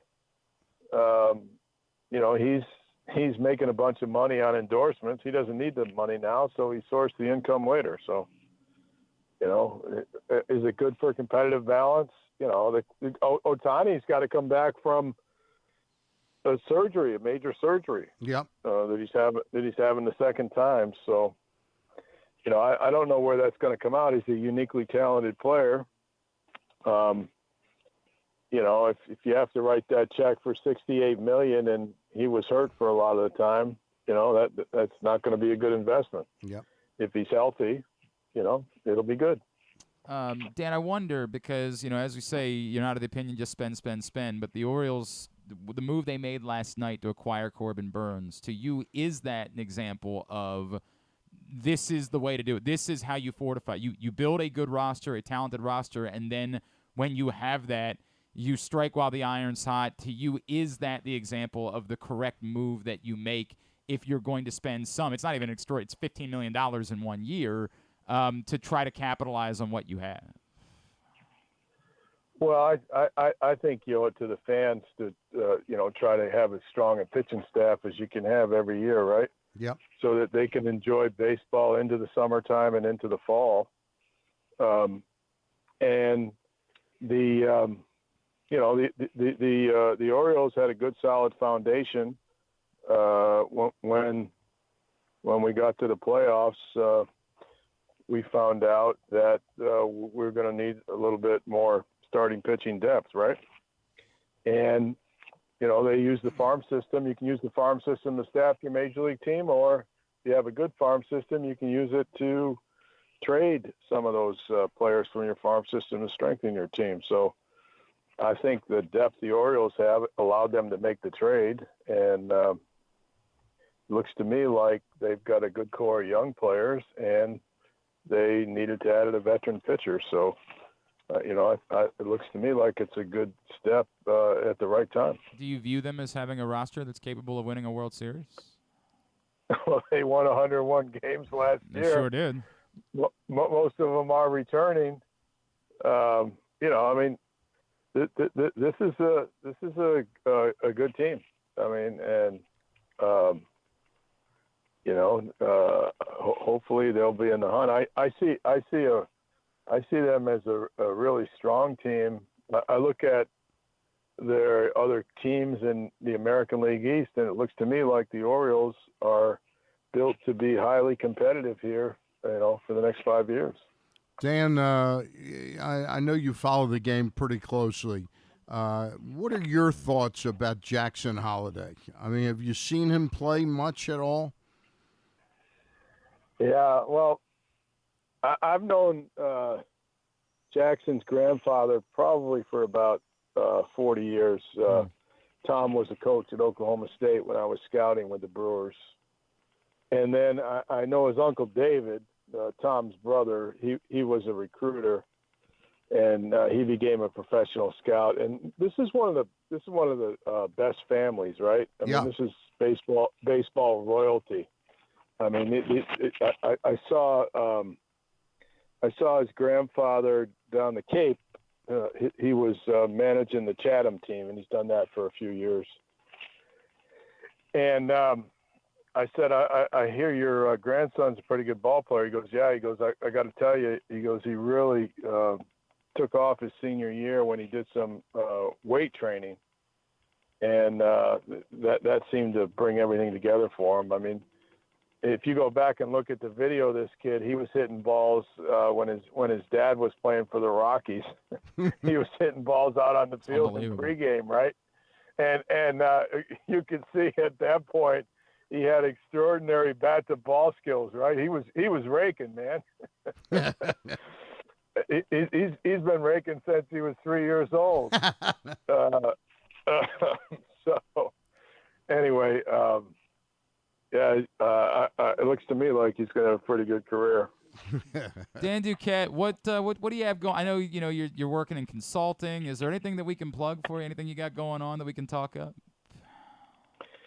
Well, no, I have some consulting clients. A couple of them are in and around MLB. It's always good to talk to you guys. I'm happy for the fans there in Baltimore, and looking forward to seeing how the O's do this year. It looks like they're in pretty good shape. It does. It does look like they're in pretty good shape. We always appreciate you taking the time Dan. for us. We certainly appreciate Grayson Rodriguez, and we look forward to doing this again real soon. All right. Yeah. I hope Grayson Rodriguez comes through like we think he can come through. No doubt. That would be a big boost in the arm.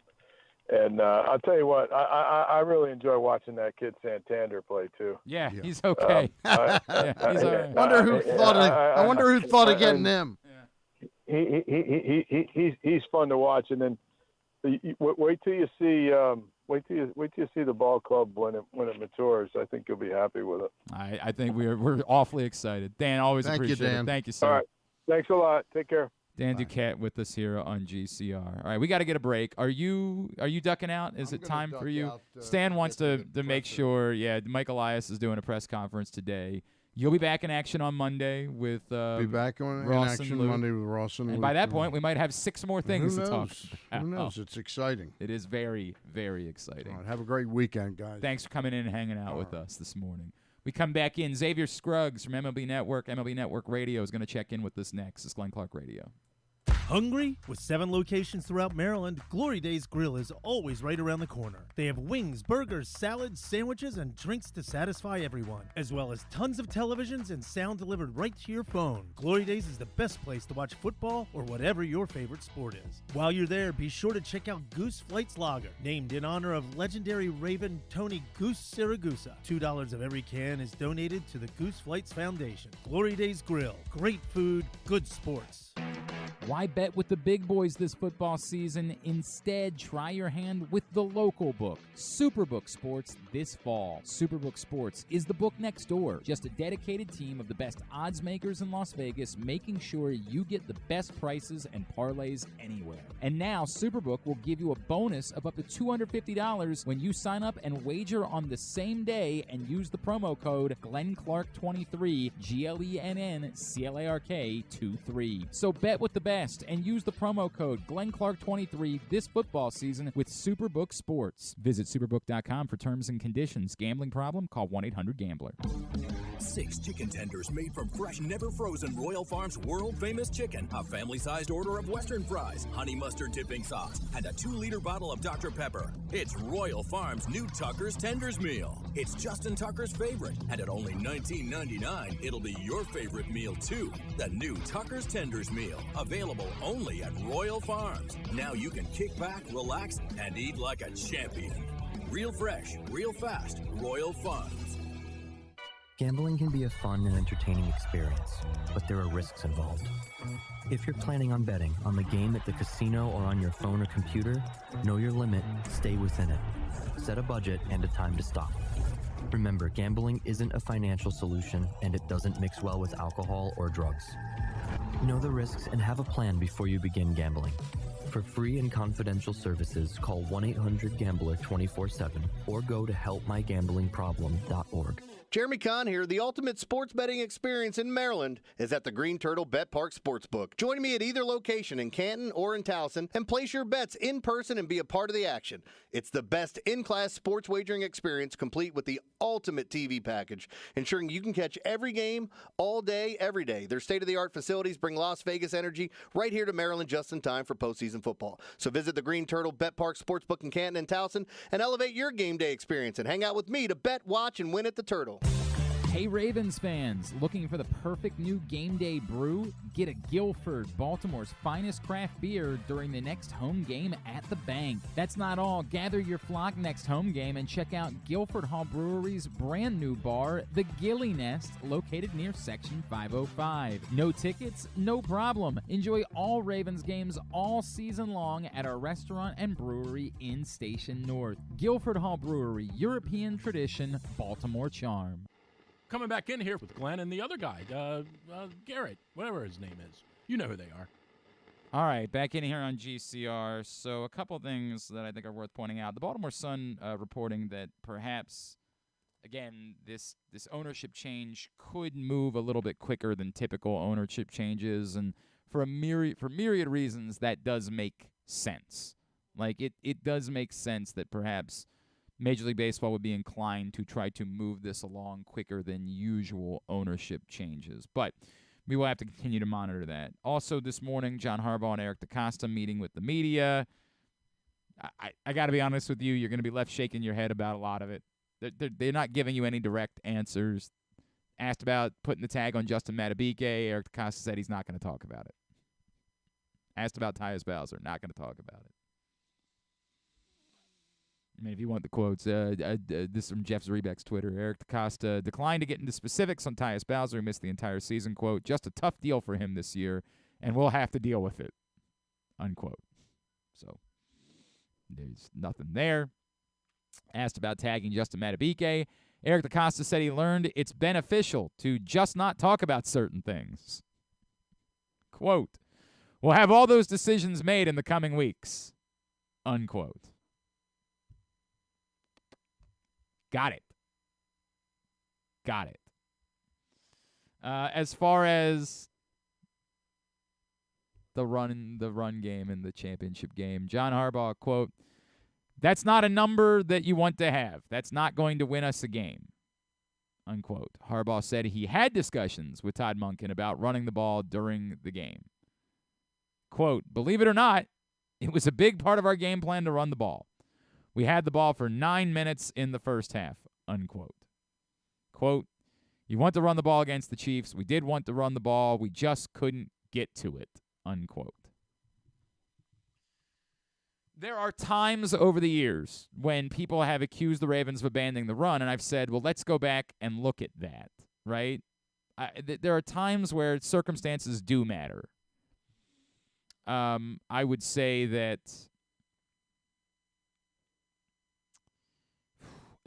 just 2 weeks ago, we talked about how it looked awful for the Ravens against the blitz against the Texans. And a lot of people felt very panicked about it going to the half, but I said you're overreacting to one drive, because on the final drive of the half, they didn't have the time to leave someone underneath. that they couldn't really alter in that situation. The thing that you wanted them to do would not have helped them with 30 seconds left. It didn't make it okay that they had struggled, in general against the blitz. But in that spot of the game, it was the wrong way to measure them. And it made you feel worse at the half than you should have because it was what you saw most recently. But if we really looked at the game situation, the Texans would have loved for the Ravens to have taken an underneath middle of the field 8 yards with 30 seconds left in the half. That would have been a huge win for the Texans because they wouldn't have enough time to get down and get into field goal range. Game circumstances do matter sometimes. You're hard-pressed to buy into that in this situation. There are too many examples of you had the opportunity to get into it and it worked for you to come back and just say it was game circumstances. Nope, not hearing it. Now you want to say in the fourth quarter, because you were down 10, it was impossible to run in the fourth quarter? I still wouldn't say impossible, but I get that it gets more difficult when you get to the fourth quarter and you're down by 2 scores. Their answer might be, well, look, you're seeing 6 runs for the running backs, but had it been a 1-score game in the fourth quarter, then maybe it would have been 10 runs for the running backs. We would all say, yeah, that's still not that still don't work. It just don't make sense. But if you're looking for answers, you're just not going to get answers. And I got to be honest with you, you can't be all that surprised by that. I've said it before, it's kind of why I stopped going some time ago. And nor am I mad about it. Like, they've got the right to say, no. Sorry, we're not going to tell you what we're doing. You'll find out when we do it. That's their right. They have that right, and it's all good. It's on you for choosing to spend your time that way. I'm going to choose to spend my time by chatting with Xavier Scruggs because the Orioles acquired Corbin Burnes last night, and we're kind of losing our minds about it. This man, of course, you hear on MLB Network Radio. You see him all over your TV, ESPN and MLB Network. He is former big leaguer Xavier Scruggs, and he's back with us now here on GCR. Xavier, it's Glenn in Baltimore. It's great to chat with you, man. Thank you so much for taking the time for us.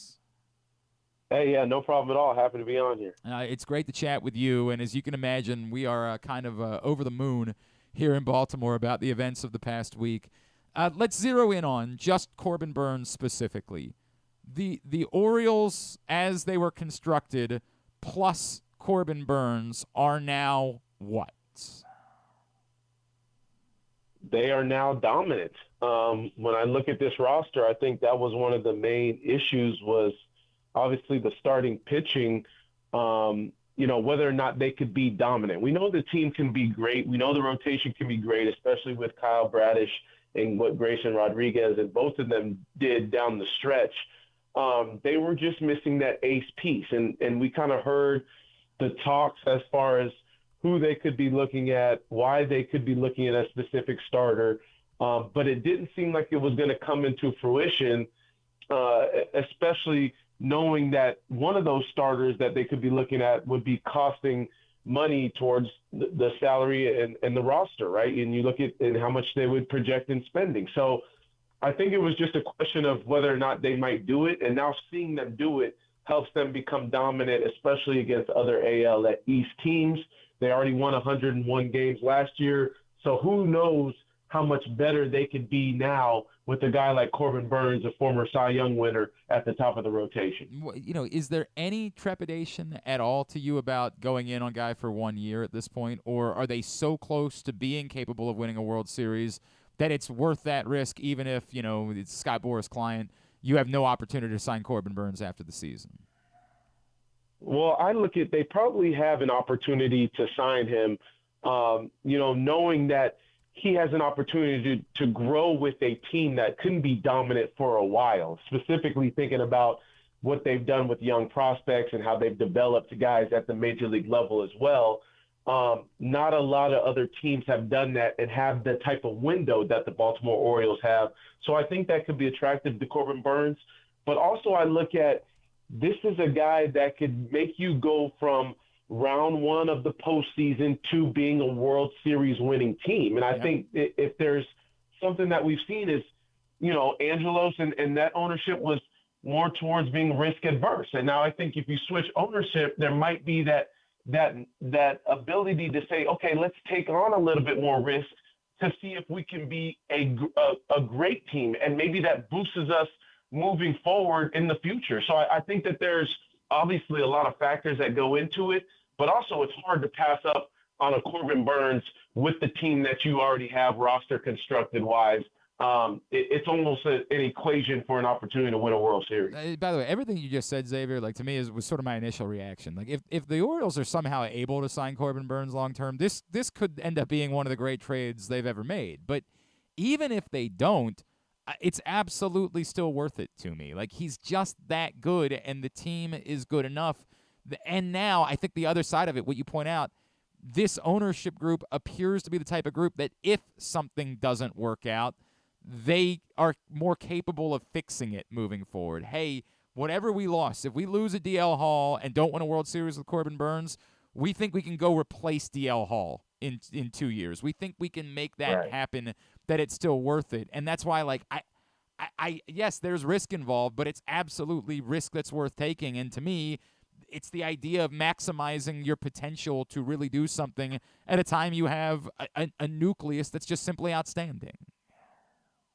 Well, I also think, too, getting a Corbin Burnes at least this early before the season starts, now you have the ability to – he gets comfortable. You don't have to wait around to figure out whether or not your team will be in the same position as last year going into a trade deadline.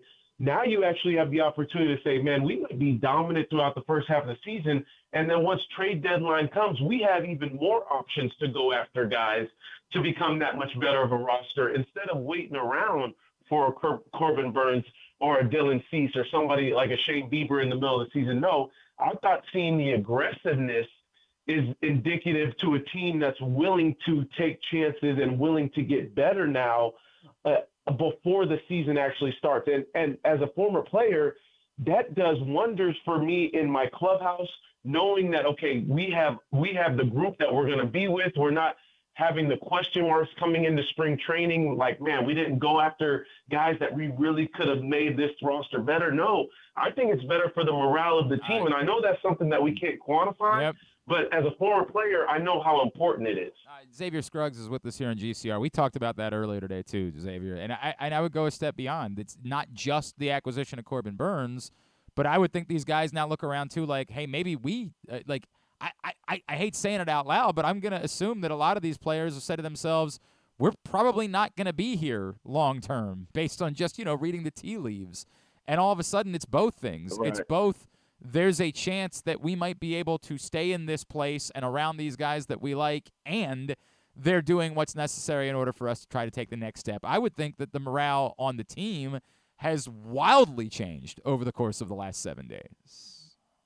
Absolutely. And I think that, guys come into spring training almost with a different type of attitude than they might have before, right? And I think that, I think we've put so much kind of emphasis on Adley Rutschman and what he's done. And I think, knowing that he's now a couple of years in, I think that makes this trade even better, because if there's somebody that helps Corbin Burnes kind of acclimate himself as a pitcher on this roster, I think it's going to be Adley Rutschman. Now, I think knowing that you've been able to establish your team with guys having success early on, it makes the transition that much easier for a guy like Corbin Burnes. Because let's be real, it's going to be not easy going from the NL Central to the AL East and the hitters that he'll be facing against some of those teams. When you talk about the Yankees now getting Juan Soto, you talk about what the Blue Jays have been able to do offensively. The Tampa Bay Rays are always there consistently. The Red Sox offense was good last year too. So you just look at some of these teams, and that transition is going to weigh heavily on what this clubhouse looks like for this Orioles team, and I think it just got a lot better. So let me reflect on that a little bit, because for his career, Corbin Burnes does have really good numbers against the American League, and obviously, a right-hander in Camden Yards now has a huge advantage with that wall being pushed back. Do you have any concern at all about him transitioning to the American League? I think the only concern that I would have was just coming off of maybe not the best Corbin Burnes season from last year, but I mean, still then we're talking about marginally. He still finished 8th in Cy Young voting. He had an extremely strong second half. Yep. The defense of the Orioles, that pretty much answers any of the questions I may have if this guy gets if they're putting the ball in play against him and he's not getting the same strikeouts he's had in the past. So I think even that's going to be a huge factor that plays into the success of Corbin Burnes. You talked about the left field wall, that we've seen that come into play hugely with this rotation in this pitching staff. So I think all the surrounding factors also make me extremely confident about this trade and this perfect fit for the Orioles as well. Anything else that you'd still like to see the Orioles do now? Like if this is a reflection of the impact of the new ownership group and their interest in winning quickly, is there something else to you that would still make sense? I feel like here we're still a little bit worried about the back end of the bullpen without Felix Bautista. I have some doubts personally about Craig Kimbrell for the entirety of the season and the usage. Like, is that to you the area that they could still use some strengthening? Yeah, I think anytime you have the opportunity to go get arms, that's going to be, a priority, right? It's always something to where somebody's going to go down in this bullpen. Somebody's going to go down in this rotation at some point. You're just hoping it's not for an extended amount of time. But as I look at the Orioles, I think one of the best things they could have done is gotten Craig Kimbrell, just because he's shown the consistency to be able to handle the role of a closer, but also, if it ends up being Yennier Cano at some point and he has to go into that A slot, I think I'm okay with that too. I think you've given yourself some options there, but also you can never have enough pitching. So, if there's an opportunity to go get another guy, whether it be before the spring training starts or before season starts, or even at the trade deadline, which I would assume that they would do, I think that's going to be of importance, especially when you look at, the other teams in the American League. You have to look at the AL West, and they're not going anywhere either, right? The Rangers just won it. You look at what the Mariners are doing this offseason as well, continuing to get talent on their roster. And then the Astros are the Astros. They'll always be there. So the whole American League is only going to get tougher as well. Xavier, if I could ask you just about the other side of it, because everybody likes to always believe that they won the trade. How did you think the Brewers did here? What did you make of their side of this? Yeah, I like what the Brewers did. It was just a little confusing because you go out and you sign Rhys Hoskins and you give him a pretty hefty deal that you normally may not see the Brewers do anyway, and then you go and trade your ace. That was a little bit of more of the questionable aspect to me, but it sounds like it was an opportunity that obviously the Brewers could not pass up, and maybe something that they hadn't quite received at that point. So I like Ortiz, obviously great defensive middle of the infield shortstop guy. That's going to be important for the Brewers because Willy Adames is on his last year before free agency. He might get traded at some point, so I think he could step into that shortstop role. And then I look at you look at DL Hall, a guy that has some really good stuff. I think he can still be a starter at the big league level, and obviously the Brewers are going to need more starters now that Corbin Burnes leaves. And then ultimately, I think the one thing that people may overlook is you're going to get another first round or kind of in between round pick at number 34 for the Brewers, who are a team that's not necessarily rebuilding, but they cannot afford guys like Corbin Burnes, right? They can't afford to extend him a $200 million deal. So what do they continue to do is stockpile that young talent and develop it. So that's just as important for them. Xavier Scruggs, what can we plug for you, my friends? Man, you can plug Show and Go on YouTube. It's my new show that is now going on. I sit down with guys in the industry. Just most recently sat down with St. Louis Cardinals manager Oliver Marmol. You don't get that opportunity to really sit down with managers and really learn their personality in and out of what they go through. But sitting down with people in the baseball industry, most notably players of today and some of the star players, Tyler Glasnow, Kyle Tucker.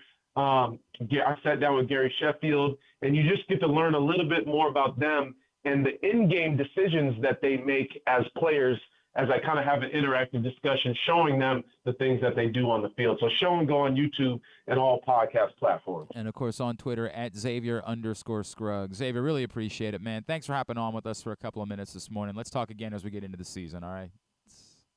Yes, sir. Appreciate you guys having me. Xavier Scruggs with us here on GCR. A couple elements there, too. He brings up the draft pick, and I do think it's important on both sides.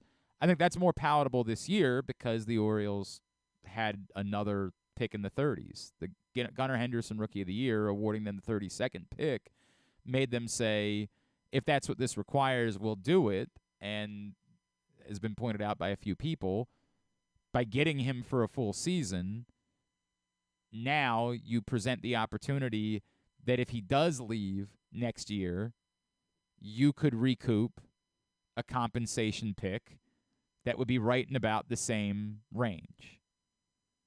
So you're either going to have Corbin Burnes or you're really only pushing the pick back a year.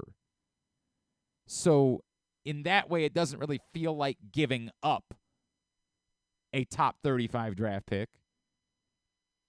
You're just waiting a year. You're deferring it.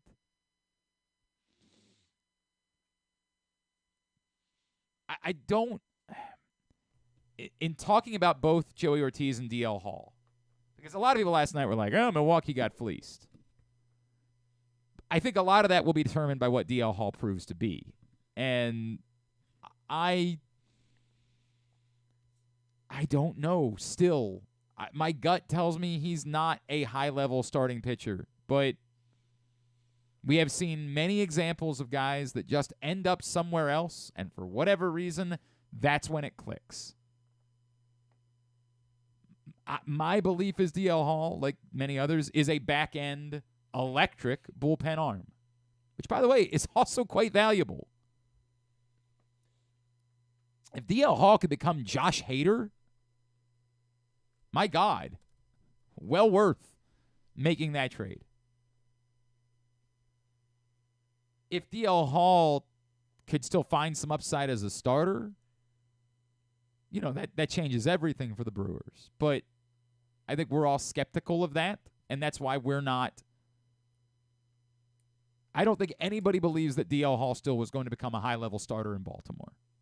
And because of that, it's more palatable to make this move. The belief is you're capable of replacing even an electric back end of the bullpen arm. The Joey Ortiz thing is kind of obvious. I think Joey Ortiz is a damn good baseball player. But what's he going to be, 26 this year? That sounds right.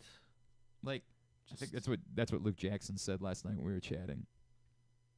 He was born in 98. Yeah, he's going to be 26 in July. And there's no path for him.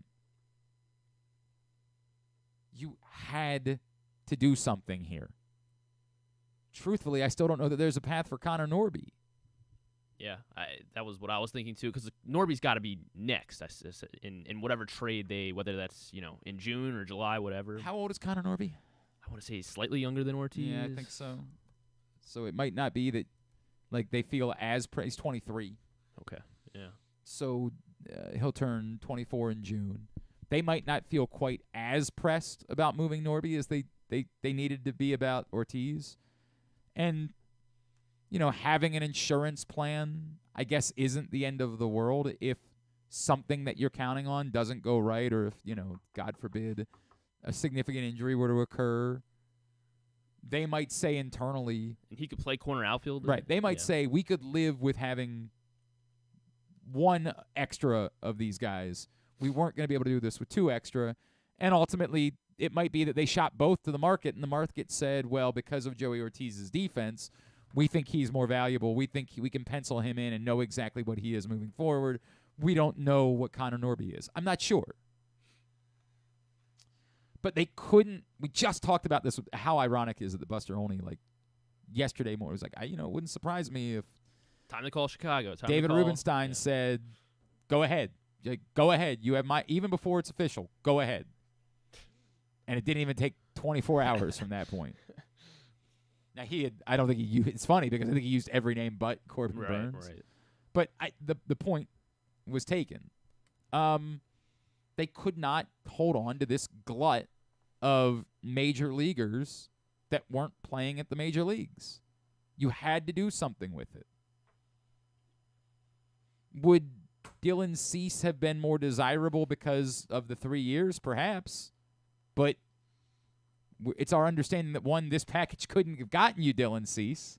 Two, if people are pointing out that Corbin Burnes' numbers were slightly down last year, not comparable to what Dylan Cease's numbers were down to. And I still think highly of Dylan Cease, but you can only shop for what's available. This was available. The Orioles paid a price that is real, but yet at the same time understandable.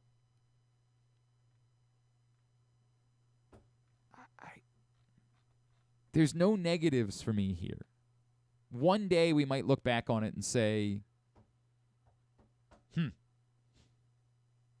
Corbin Burnes came here for a year. He was good, but the Orioles didn't do anything more than they had done the year before that. Then he walked away, and both Joey Ortiz and DL Hall became damn good players for the Brewers. Like, it's totally possible that it plays out that way. I'll say the same thing that I said. It's painful that Jake Arrieta became what he became in Chicago, and that we look back on that deal and say, you just gave him up. Now, the Orioles weren't getting Corbin Burnes back in that trade. It's a little bit different.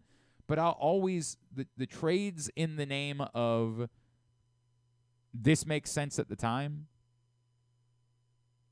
I'll never go back and say that was a mistake.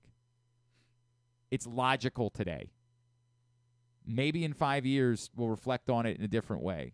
But I won't be critical of making a logical trade. And to the point, if this is the route you're going to go, then that needs to be the directive for David Rubenstein and Mike Elias moving forward. If you're going to trade away pieces and something doesn't work, I wonder if that was maybe to the point Stan brought up earlier that Jim Henneman thinks it perhaps was in the pipeline before the ownership change happened. Let's just hypothetically say that it was. If that's the case, then you hope that part of the conversation was Mike Elias saying, well, David, we could do the Burnes deal. Like, we knew what the price was all along. I was reluctant to do it because it's going to hurt the back end of our bullpen. You cool with me going out and adding another piece to add the back end of the bullpen to make up for what we're losing in DL Hall? And you would hope that the answer was, yeah, go ahead. Go ahead and do it. Or a year from now, if it doesn't work out, I'll go ahead and give you the thumbs up that we can do something else. You hope that those conversations were already had. It's like what I said about anybody who in hindsight thought it was a bad idea for the Orioles to sign Chris Davis. You were wrong. It was a bad idea for the Orioles to sign Chris Davis if it was gonna lead to what we saw. If it was the only money they were going to spend. If they were then going to judge other decisions that they were going to make based on the money that they had spent on Chris Davis.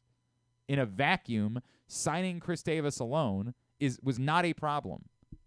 And it's not second guessing. There were people that day said, this is a mistake. You don't sign Chris Davis, you sign Manny Machado. My point then was, if you're signing Chris Davis, it better be because you're also going to be willing to sign Manny Machado. In a vacuum, it was a good idea to sign Chris Davis. Obviously, it turned out terribly. But if it was the only money you were ever going to spend, then go back and say, no. No, that's not. If you have a certain amount of money that you're going to spend and that's it, Chris Davis ain't the money to spend it on. I don't believe that the new ownership group would say to Mike Elias, this is the only move you're ever allowed to make. You'll never be allowed to make another move again or acquire another player. If that is the case, then got bigger problems. But I don't believe that's the case. I refuse to believe that that's the case. And so it's hard for me to be anything but overwhelmingly positive. And frankly, I do think it answers a lot of the other questions. I wanted to hear from David Rubenstein earlier in the week. You know what? I felt like I've heard from David Rubenstein. This feels, to me, as significant as anything he could say in a press conference. Frankly, it feels... This is liftoff. Yeah, right? This is more significant than anything he could say in a press conference because it's actions. I don't remember who I brought it up with. It might have been Buster even, that said, you want to hear from him, but what you really want to do is see it. Yeah. Well, I've seen it. I'm good. All in. I'm as fired up and as excited as you guys were on Tuesday night. This is the thing. And they still have to prove it on the field. This does not guarantee anything. They still have to go win something. But it's a very real feeling of like, I don't remember the last time I felt this optimistic about the overall picture of the Baltimore Orioles. I felt optimistic about their on-field performance. I felt optimistic about the talent of certain players.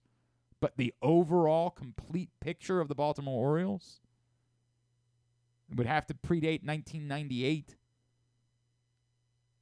I was, those 96, 97 teams didn't have the same young talent. I mean, that's the reality. Those were largely teams that were bought, right? Like Cal Ripken had been around for a long time and was on the back end. Mike Messina had already gotten one contract at that point. Brady Anderson? He was a trade, but, it was close enough to homegrown that, you kind of felt that way. But he wasn't. He was not a drafted, developed player. He was a trade acquisition. It was not a homegrown core of talent. It was going out and getting Rafael Palmeiro, going out and getting Roberto Alomar, going out and getting Eric Davis, going out and getting B.J. Surhoff.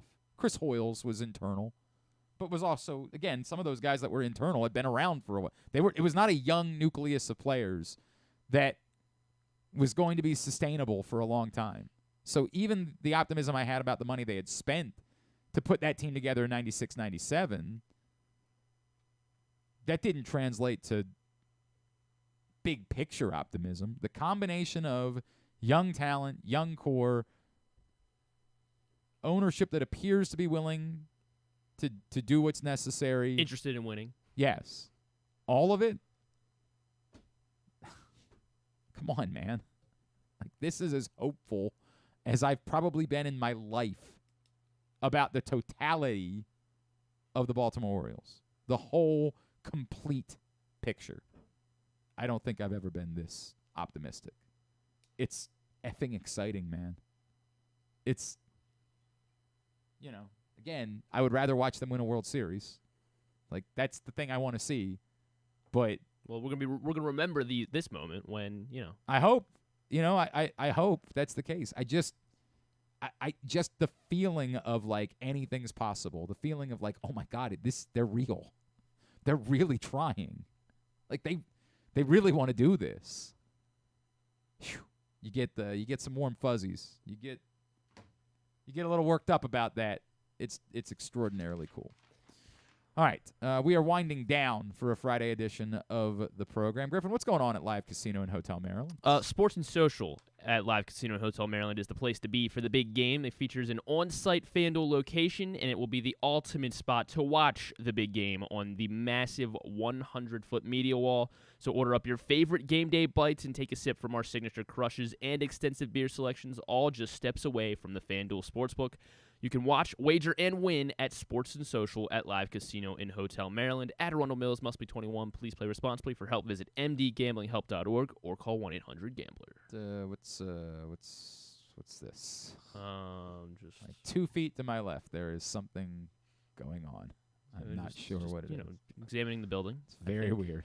Very, very weird. Apologies to those of you that have tried to get in. Matt Torper. I'm a little worried about the bullpen losing DL Hall. He was probably the bullpen arm I felt the best about, but obviously Burnes is going to make a huge impact on the rotation. They can probably cobble together bullpen arms to cover for the loss of Hall. Not too worried about losing Ortiz in the short term. Long term, he might be missed, but it's worth to maximize our chances this year. Matt, that's essentially what I just said, right? Like, I'm not saying, because Matt sent that to me before I said it, so I'm not suggesting that he's... What are you talking about, Matt? I am concerned. I think what he said about the DL Hall being the most optimistic he was about a bullpen arm, I'd probably be inclined to agree. Now, that doesn't mean that they don't have arms that I think are capable, and let's add to that, we believe that the starters can add more innings next season, starting with Corbin Burnes, but not just Corbin Burnes, not just the fact that you're not worried about his innings number, but add more innings for all of the next group of pitchers. Not taxing the bullpen quite as much probably will be helpful in getting the best versions of some of these guys. I still could go for one more reliable. Stan brings up Dylan Tate, and if he can find that Ben McDonald talked about it earlier. If he can find the 2022 form, that does go a long way here. And maybe it's it should be naive of me to just trust Mike Elias. Who's going to be the next Danny Coulomb, the guy that's not on the roster until the second day of the season and ends up being right. I hear you, but let's not oversell Danny Coulomb either, right? He was Jacob Webb was, for a couple of weeks was electric, right? If they're able to do that three times, Yanier Cano for 2 months season. Was the greatest reliever in baseball history. Yeah, I have some amount of trust, but I would still like a higher end arm. I'd still like one that I believe. I understand Matt Torper's point. Going into this year, there was a part of me that said, I think Craig Kimbrell's the closer, but I think he's the closer for now. And it wouldn't surprise me if at some point it ain't DL Hall that's actually the closer for this team. And again, we're thinking that Tyler Wells might be a factor in this conversation, and we'll see. That to me is more. I think people are trying to oversimplify the Tyler Wells conversation. I think it's a very complicated conversation. I like Dean Kramer, and as a fifth starter, I think you can do worse than Dean Kramer. But I think we've already seen Tyler Wells having a higher upside than Dean Kramer. When Tyler Wells has been good, he's been really good. So I don't know that it's as simple as just immediately casting Tyler Wells into a defined bullpen role, as opposed to let's let him compete for the fifth spot. We're going to need 6 starters anyway because starters are going to get hurt. So maybe the more value is that Dean Kramer is a long man who is your 6th starter when you need him. Now, if that's the case, then you definitely need an upgrade at the end of the bullpen. If Tyler Wells is not slated to be that guy, who is that guy? But I'm not as confident as everyone else is that the answer is just today, written in stone, Dean Kramer is the 5th starter, as much as that makes the most sense to us. But they might see more value in if they believe Tyler Wells. Ben McDonald's very confident in him. It's not just Ben McDonald. Yeah. John Smoltz raves about Tyler Wells every time we talk to him. It's just, I guess it's the durability. I hear you, but if you can get, even if it is just half a season of what you got last year, right? That was extraordinarily high end. I would think that you would hope that he's taken a step forward. I don't know. And again, with Dean Kramer potentially there to be your backup plan, if Tyler Wells can be a really high-level starter, imagine if you had 5 high-level starters in a rotation. I'm getting greedy now. All right, let's grab a break. I'm just saying things. We can still trade for Josh Hader. Yeah, still out here. Yeah, I don't think that's going to happen. Don't think that's going to be the case. God, I'm so. I just feel things. Right, the one that you look back on now is Robert Stevenson. If you had added Robert Stevenson this offseason, this looks like, the greatest offseason in Orioles history. And it's not even requiring you to spend, what was Robert Stevenson, $34 million, something like that, over 3 years? Yeah, is that what it was? God. If you had done that and then traded away DL Hall, you would have felt a lot different about this. 3 years, 33. Yeah. God damn it. Where'd he go? The Angels. Yeah. Yes. Yeah. So he could be available again. Yeah. Right now, actually. Yeah, it's actually a good point, right? Like he might be able to be had. All right. Come back in, get a tidbit. Dangle Connor Norby a little bit. Right. Come back, get tidbit and tubular next. It's Glenn Clark Radio. Hey, it's Jeremy Kahn. This postseason, bet in person at the Green Turtle Bet Park Sportsbooks with locations in Canton and in Towson, and enjoy the best in-class sports wagering experience at their state-of-the-art facilities, bringing an unmatched sports betting thrill. Gambling can be a fun and entertaining experience, but there are risks involved. If you're planning on betting on the game at the casino or on your phone or computer, know your limit, stay within it. Set a budget and a time to stop. Remember, gambling isn't a financial solution, and it doesn't mix well with alcohol or drugs. Know the risks and have a plan before you begin gambling. For free and confidential services, call 1-800-GAMBLER 24/7 or go to helpmygamblingproblem.org. Make the most out of every day in your Toyota RAV4. Available in hybrid or gas-only models. A RAV4 can get you where you want to go in style. Check out buyatoyota.com for deals on new RAV4s from your local Toyota dealer today. There's so much focus on sports betting these days, but I want to talk about an area that nobody wants to gamble on, where you choose to go out and spend your hard-earned dollars to eat. The Costas Inn is no gamble at all. The quality on their menu is outstanding, and the value is off the charts with a great and varied list of specials Monday through Friday. And the staples of the menu, whether it's salads, burgers, fish, they're all fantastic. And I haven't even mentioned the crabs or crab cakes yet. So check out the menu for yourself at CostasInn.com. When choosing a place to dine, never gamble on the food you put in your belly. The Costas Inn at 4100 North Point Boulevard, or call 410-477-1975 for reservations and your steamed crab orders. 6 chicken tenders made from fresh, never frozen Royal Farms world-famous chicken, a family-sized order of Western fries, honey mustard dipping sauce, and a 2-liter bottle of Dr. Pepper. It's Royal Farms' new Tucker's Tenders Meal. It's Justin Tucker's favorite, and at only $19.99, it'll be your favorite meal, too. The new Tucker's Tenders Meal, available only at Royal Farms. Now you can kick back, relax, and eat like a champion. Real fresh, real fast, Royal Farms. What company has the expertise to make your home healthier by purifying your air and killing all viruses, allergens, and bacteria? A.J. Michaels, Heating and Air Conditioning in Baltimore and Annapolis, ajmichaels.com. Hungry? With 7 locations throughout Maryland, Glory Days Grill is always right around the corner. They have wings, burgers, salads, sandwiches, and drinks to satisfy everyone, as well as tons of televisions and sound delivered right to your phone. Glory Days is the best place to watch football or whatever your favorite sport is. While you're there, be sure to check out Goose Flights Lager, named in honor of legendary Raven Tony Goose Siragusa. $2 of every can is donated to the Goose Flights Foundation. Glory Days Grill. Great food, good sports. One of the things that's definitely wrong with this country is that this dude still has a job somehow, some way. Glenn Clark.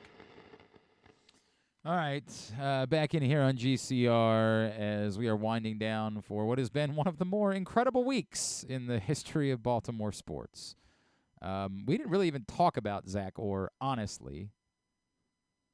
Happy with it? Yeah, it's a weird, part of that is because I wouldn't have had a terribly strong take. It makes sense. This is the continuity thing that you brought up yesterday. I thought it was interesting that, and I said this about, I thought it was interesting when everybody was like, well, Anthony Weaver will just become the defensive coordinator. Well, they had the chance to make Anthony Weaver the defensive coordinator before, and they didn't. And I don't know if that's because of Anthony Weaver or because of the Ray. I don't know what that is. I don't know if Anthony Weaver says, I'm in a better situation being the associate head coach of the team than I am being the defensive coordinator. I don't know if that's, he still could take the Dolphins' DC job. That's still available at this point. I don't know what to make of that. But I get it. It inherently, you like the idea of trying to keep continuity. Zach Orr is young, man. He's 31 years old. Talk about Mike McDonald being young. Mike McDonald, when he got the job as the Ravens defensive coordinator, was 3 years older than Zach Orr was when he takes this job. And this is insane. He's a 31-year-old defensive coordinator in the NFL. But we get the circumstances are unique, right? Like his career was forced to end at a very young age. And he immediately stepped into a coaching role and, has moved up and has earned his opportunity.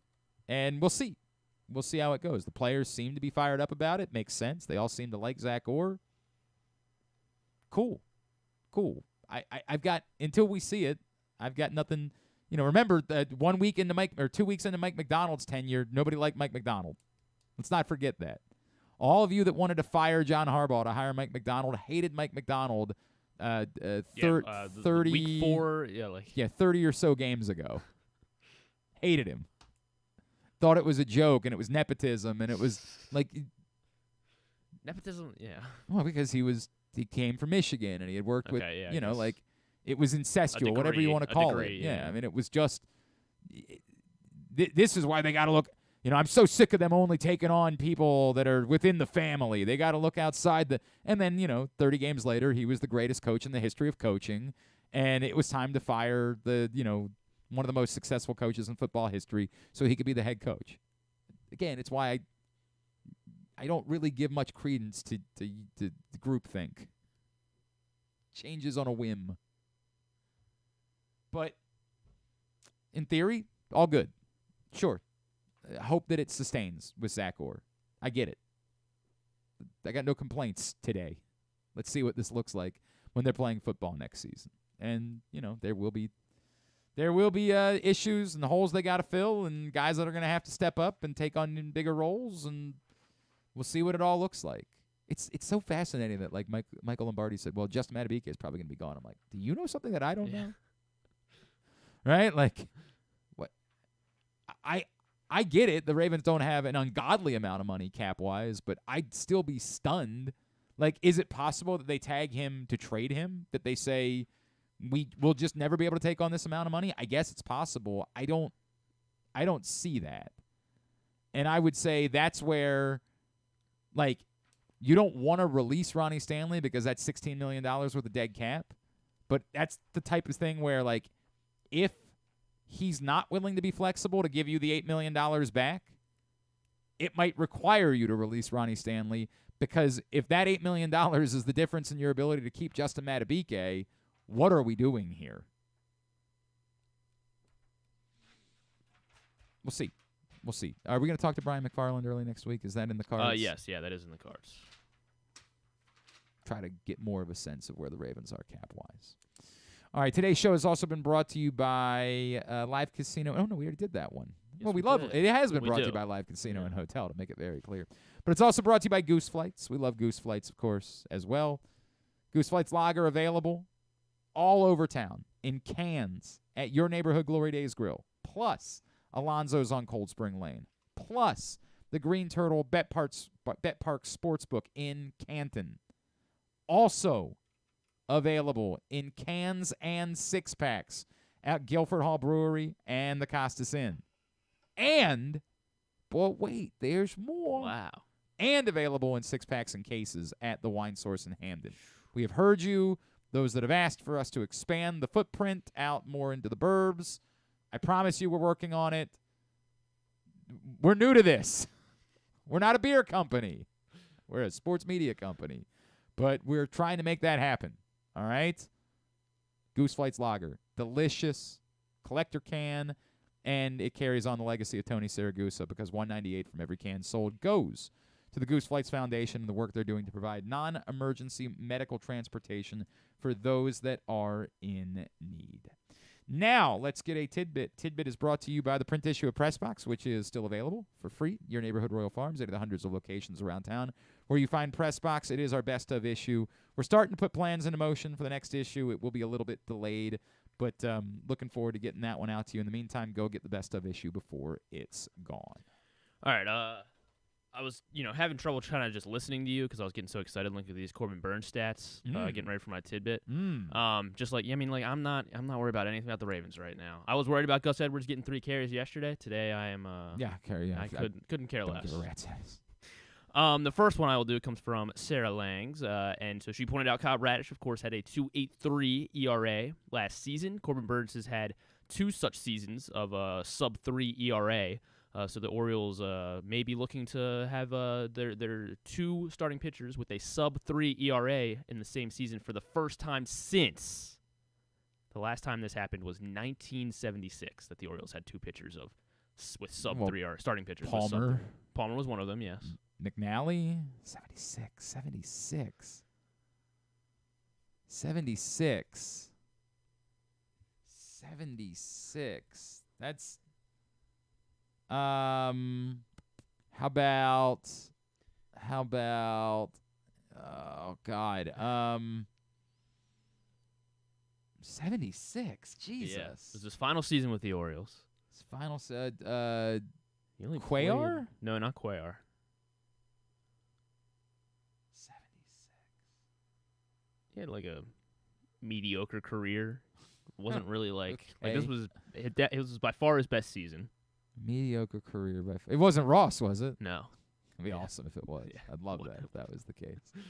I don't know. I don't know. It was Wayne Garland. Okay. Wayne Garland and Jim Okay. Palmer the last time the Orioles had two sub-3 starting pitchers, sub-3 ERA starting pitchers. All right, so also Corbin Burnes, since 2020, he has 14 such games with 10 strikeouts and 0 runs allowed, 14 such games. In all of Major League Baseball, no other player has even double-digit games. That's remarkable. 10 strikeouts. That is remarkable. And 0 runs. So let's go ahead and see if you can name, round at the top 8 here. So 7 others, they've all had 7 such games, between 7 and 9 games of 10 strikeouts and 0 runs. All the pitchers that Corbin Burnes has been better than the last 3 seasons. Okay. How about, let's go with the big dogs, Verlander. Verlander, not on this list. Okay. Scherzer. Scherzer is on this one, 7 games. Kershaw. No Kershaw. So Verlander had 3. Garrett Cole. Garrett Cole is on the list. What's the time frame? The last 3 seasons, since 2020.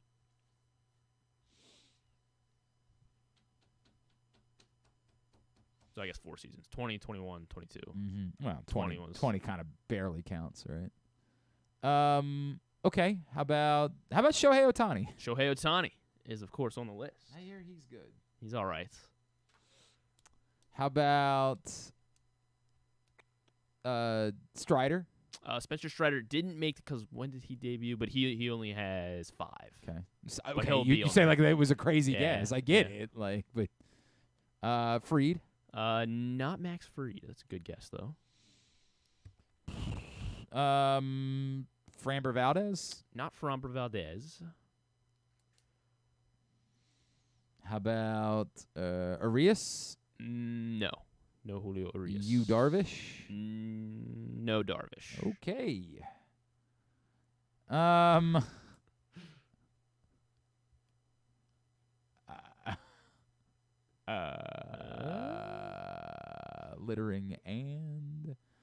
Littering and how about Dylan Cease? Dylan Cease would be on this list. He had 7 games. Luis Castillo. Not Luis Castillo. Kevin Gausman. Kevin Gausman will be just outside of my cutoff. He had 6 games. Shane McClanahan. In the top 10. Not Shane McClanahan.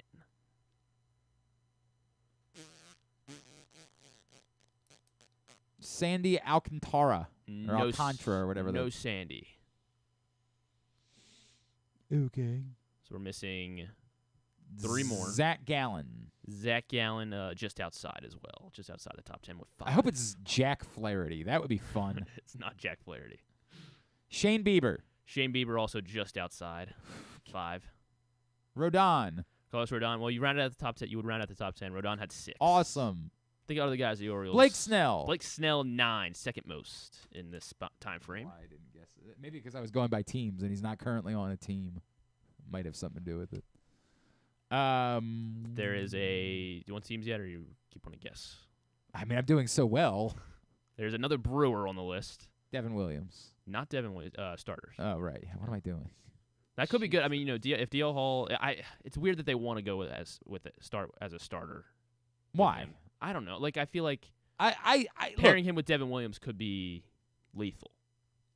That doesn't mean that he's but that can always help be him there. turn back into I get it. Guess. Like I do get it with them. So it's the outside chances of Jake Arrieta, whatever. It's Peralta.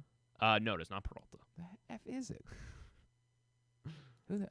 It's not Wade Miley. Not Wade Miley. Who is it? Who's the other Brewer? You're giving up? Yeah, who is it? Brandon Woodruff. He's not there anymore, isn't he? Where is he now? I thought Brandon Woodruff wasn't a... He did this with all the. He did all this. Yeah, with but the Brewers. that's a lot different than saying there's another Brewer on the Pretty list. sure he's still on the Brewers, right? Like he's a free agent. He's a free agent. Okay. Yeah. We'll go get him. Not opposed.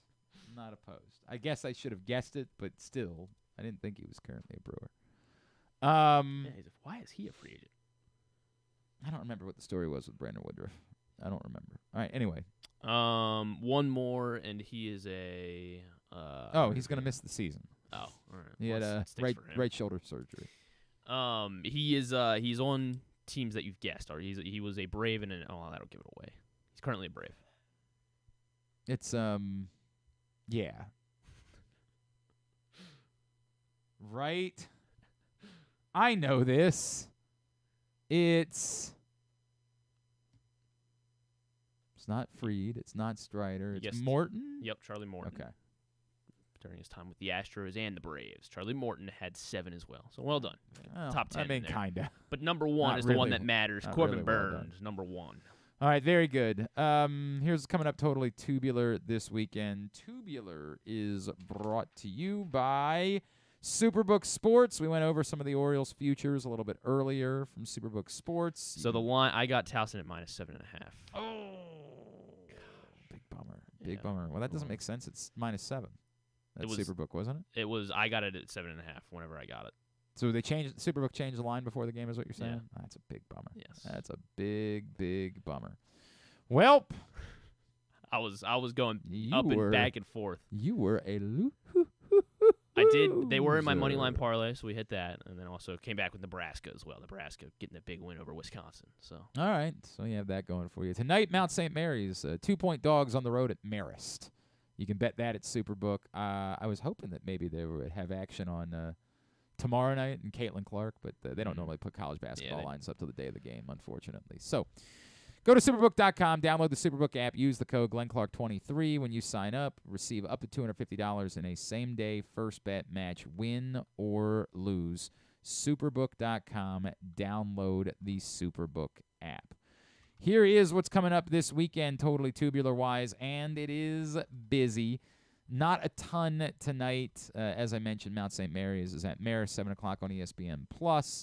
The NHL All-Star Skills Competition at 7 on ESPN. Yes. Tomorrow, you're going to turn on Fox if you're a Maryland fan, and you're going to stay there for like 5 hours because at 5:30, the Maryland men travel to Michigan State, and then the Maryland women host Caitlin Clark in Iowa at 8. The game is sold out, and the resale tickets are very pricey. So if you missed out, you missed out. In the afternoon, you can spend your time with the CBS Sports Network. Navy, actually, it's an afternoon/early evening. Navy Colgate, 12 o'clock on CBS Sports Network, and then Towson Hofstra at 6 o'clock on CBS Sports Network. College lacrosse season gets underway tomorrow. ESPN Plus, Denver, Hopkins at noon. Mount St. Mary's Navy at noon. I'll be with you for Georgetown Loyola at 1. Maryland Richmond at 1. Some college basketball on ESPN Plus tomorrow as well. Holy Cross Loyola at 5. UMBC Albany at 7. Morgan and Coppin are both on the road tomorrow at South Carolina State and Norfolk State, respectively. Tomorrow afternoon, the NHL All-Star Game, 3 o'clock on ABC. The Senior Bowl tomorrow at 1 o'clock on NFL Network. And on Sunday, ESPN Plus for Mount St. Mary's Siena at 2 o'clock. The Pro Bowl, if that's something that tickles your fancy. The Pro flag football game? Yeah, I can't fathom why. But, it's the Mannings versus the Mannings. Have to. Peyton versus Eli. Sure. If that's something that tickles your fancy. Peyton is very upset about Eli winning last year, so he's coming back with a vengeance. Hired Wes Welker as his OC. Sure, it's on ABC and ESPN at 3 o'clock on Sunday. What else are you going to watch? Don't give her anything. Anything at all. I think we'll get nice weather Sunday. That'd be awesome. Yes, sure. Go outside. Do anything other than spending your time that way. I cannot fathom it, but, live your life, I guess. Oh, breaking news. What? Puxatony Phil did not that's see not his breaking. shadow. That happened it happened earlier. 6 hours. That happened earlier, but I had some friends who went this year, actually, that moved up to Punxsutawney from here and went for the first time. And it's exciting. Yeah. I didn't get that sense, but whatever. If there's nothing else to do in Punxsutawney. Non-sports. The Grammys are this weekend. That's right, yes. The Grammys hosted by Trevor Noah on a Sunday night at 8, followed by 9 o'clock. Well, I guess it won't be followed by it there, but at 10 o'clock on HBO, season 12 of Curb. Curb, right, yeah. Curb Your Big Enthusiasm Sunday is night. back. Yeah, as Larry David will be on Fallon tonight, along with Cole Sprouse for Lisa Frankenstein on Fallon tonight. And then Mr. and Mrs. Smith on Prime Video with Donald Glover and Maya Eskrine. If you say so. Yes. And then, of course, Love and WWE with Bianca and Montez. We talked about it yesterday. And then there's a new episode of Masters of the Air. This show came out last week on Apple TV+. This is what Austin Butler was doing whenever you asked about that. He's in this. It's like it's from Steven Spielberg, and it's like a World War II like fighter pilot. It looks interesting, and it looks good. So I might check it out at some point. But okay, if you say so. Apple TV+. Good for you. I got nothing. Masters of the Air. Find everything else, GlennClarkRadio.com. Thanks today to Stan the Fan. Thanks also to Dan Duquette. Thanks to Ben McDonald. Thanks to Xavier Scruggs. Thanks to John Ourand. So I got to make sure I get that right. And Mike Lombardi will get all of it up in the greatest hits section of the Oh, my God, it's so good. tab at GlennClarkRadio.com. There could be 6 more things that we have to talk about by the time we get to Monday. We'll talk about the newest Oriole, Shohei Ohtani. That would be great if Monday. that's what we're talking about. Well, at some point early next week, we had to move Bo because he had to do the press conference day. It just didn't work out for us timing-wise, so we'll try to catch up with Bo Smolka and Brian McFarland and some of the stuff that I wanted to do this week. I wanted to put Ken Niumatalolo on this week to talk about his new job. That we just had a lot going on, so we'll get to some of that next week. Next week, we will dive into more of that. Thanks, everybody at PressBox, all of our great sponsors and partners, including Live Casino and Hotel, Mother's North Grill, A.J. Michaels, Guilford Hall Brewery, Royal Farms, Costas Inn, Superbook Sports, Glory Days Grill, your local Toyota dealer, buyatoyota.com. Thanks to Griffin at Griffin_Bass. Follow us, Twitter, Instagram, and TikTok at Glenn Clark Radio. Have a great weekend. Go Maryland and all the local college basketball teams, all the local college lacrosse teams. Duke sucks.